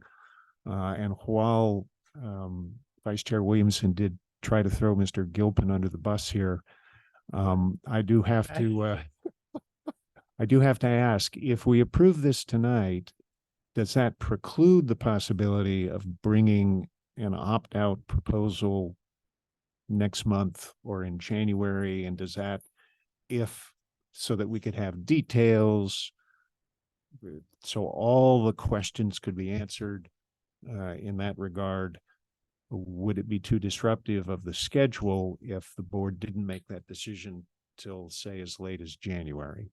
Through the chair, if I may, for clarification on what my request was, it would be part of the motion tonight and it would be part of the decision made on the tax roll. So now the logistics of it, I could certainly see coming back with staff for clarification on like, okay, if we're going to do an opt-out, what does that look like? But I would respectfully ask for that to be an amendment to the motion made. Okay, I'm just trying to get a little more information from staff because it could be part of the motion, could perhaps not be part of the motion, could be approved, could not be approved. I'm hoping for unanimity. Sorry, Tom. So what are your thoughts if the decision with respect to an opt-out program were not made tonight? Does that disrupt the rest of the process in some significant way? It would not. We would certainly meld that into the schedule if and when it occurs. Just one option, and I think that's what we were just discussing about, is if this were to be approved with an amendment that states an opt-out clause will be rewritten into it and brought back at a subsequent board meeting, then we staff feel like we have direction to start spending resources on this change, and we would bring back, whether it be November or January at the regular board meetings, a revised or a resolution which would supersede the current one, which would have the opt-out provisions in it as you've just described. But I think doing a 10-minute break to ask Mr. Gilpin to rewrite the resolution would not be prudent. No, no. Or fair. All right, so would anyone care to make a motion? If so, would you articulate the motion now that you see some options here? Option 1 as proposed by staff, option 2 as proposed by Director Craig, option 3 as proposed by staff with direction to staff to bring back a possible opt-out program for future consideration. Your Honor, I'd just move 1 and 2 of the recommended action. And possibly I could see also, so in addition to that, a third prong to the motion, which would be to have staff investigate a proposal for an opt-out and give us more details, because I don't think we can do it on the fly. Is there a second?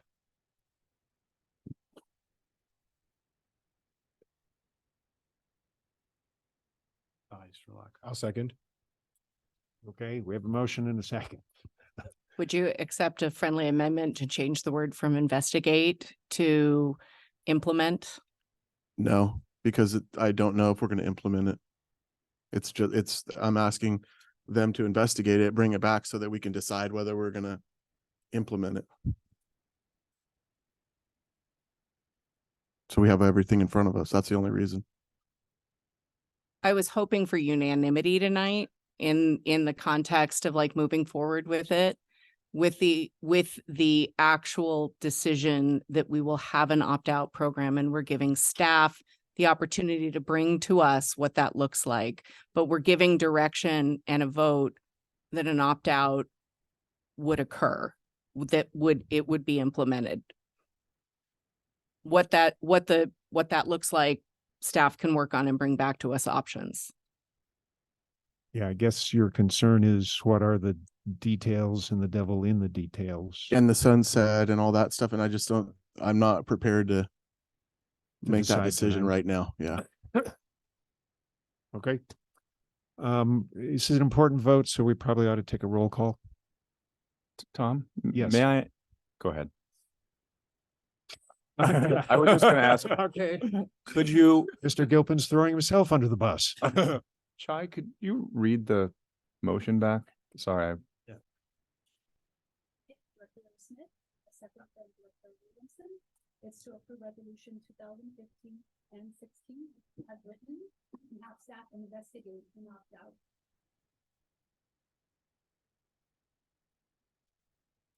Okay, sounds correct.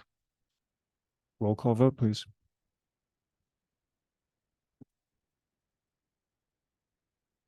Veranda, No. Chai, I think you need to speak into the mic more. sure. No problem. So I'm going to repeat the motion. We have a motion by Director Smith and a second from Director Williamson, Vice Chair Williamson, sorry. It's to approve resolution 2015 and resolution 2016 and have staff investigate and opt out. Okay, roll call, please. And one more time, Veranda, No. Castroville, Yes. County of Monterey is absent. Delray Oaks, Yes. Marina Coast, Yes. Monterey, Yes. Pacific Grove, Aye. Salinas, No. Sand City, No. Seaside. Yes. Motion carries 6 yes, 3 no's, and 1 absent. Thank you very much. I know it was a tough meeting, tough decision, folks. Through the chair. Yes. Given how late it is, I'm wondering if we can table as much as possible for the rest of the agenda. I'm not sure what that looks I like. agree. On that. I agree. If I may, Mr. Lindau is here and the he next can item do it. is the He can do it in. I'm here. update. He is here. Mr. Here at the Lindau, next meeting, But what I too. also appreciate though is that the folks came out for the cybersecurity threat too. I know that they're well, that's a great point. That is going to be 15 minutes plus questions. Mr. Lindau guaranteed me it would be 38 seconds. So let's put the timer up. We could get through that. And maybe if Jim and I could talk about closed session, maybe we can defer some of those items. Is that okay? I would like that. so if it's okay, then maybe we I can promise no staff reports. Staff reports, Mr. Lindau, and then possibly. so through the chair, if it's appropriate, if I could just make a motion to table all the closed session items. Second. Yes. Table to our next meeting. All 4 of them? Yeah. Do you Unless need there's a better recommendation. No, that's a good one. We do it November, at the November meeting, but that's always the. Does it, Mr. Gilpin, let's advise the council, will this work? It's a loaded question. Talk about throwing under the bus. Well, I thought it was Mr. Williamson's job to throw me under the bus. no, I'm just I just think following his it example. will work if we just have to take all these items. Several of them we have to take at the November. meeting. Yeah, there's some time sensitive stuff for November. Or another option is that we have a special meeting. No, I liked your first option, sir. Motion and second. Call for the vote. All in favor, say aye. Aye. Aye. All opposed? Any abstentions? Please show 9 ayes, 0 noes, Did- 0 abstain. Did we need to go to Absent. public comment on that? Oh, we got him. Mr. Lindau, you have your 38 seconds. Yes, Thank you, Chair Moore, and with board permission, will change the subject to Pure Water Monterey, which is approaching 12,500 acre feet, which equates to 4 billion gallons With the B. of new drinking water. So all good there. On expansion, the schedule in your packet probably be the last time you see the extended schedule that goes all the way back to 2021. If you recall, the general manager and the general counsel were pursuing the final amendment to the water purchase agreement, which had to give us that extra year. Remember, we lost a year waiting for CPUC. That schedule shows you where that year went. We're gonna zoom back in for 23 to completion of 2025. With the amended WPA, we're now good until February 2025 with that agreement. And again, if you look at your schedule, we're hoping to have substantial completion in late August of that year. So we're thinking we've got 4 or 5 months before that deadline, February 2026, to get the program done. So again, we're on a honeymoon phase with our 2 contractors, which have their notice to proceed. But again, full steam ahead with the expansion. That I give it back to the. Thank you very much. Any questions from the board? Seeing none, we go to staff reports. Oh, he said no staff reports. Promise. I heard that earlier. Now we go to board member comments. Any board member comments?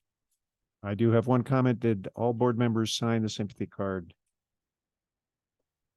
Okay, very good. And finally,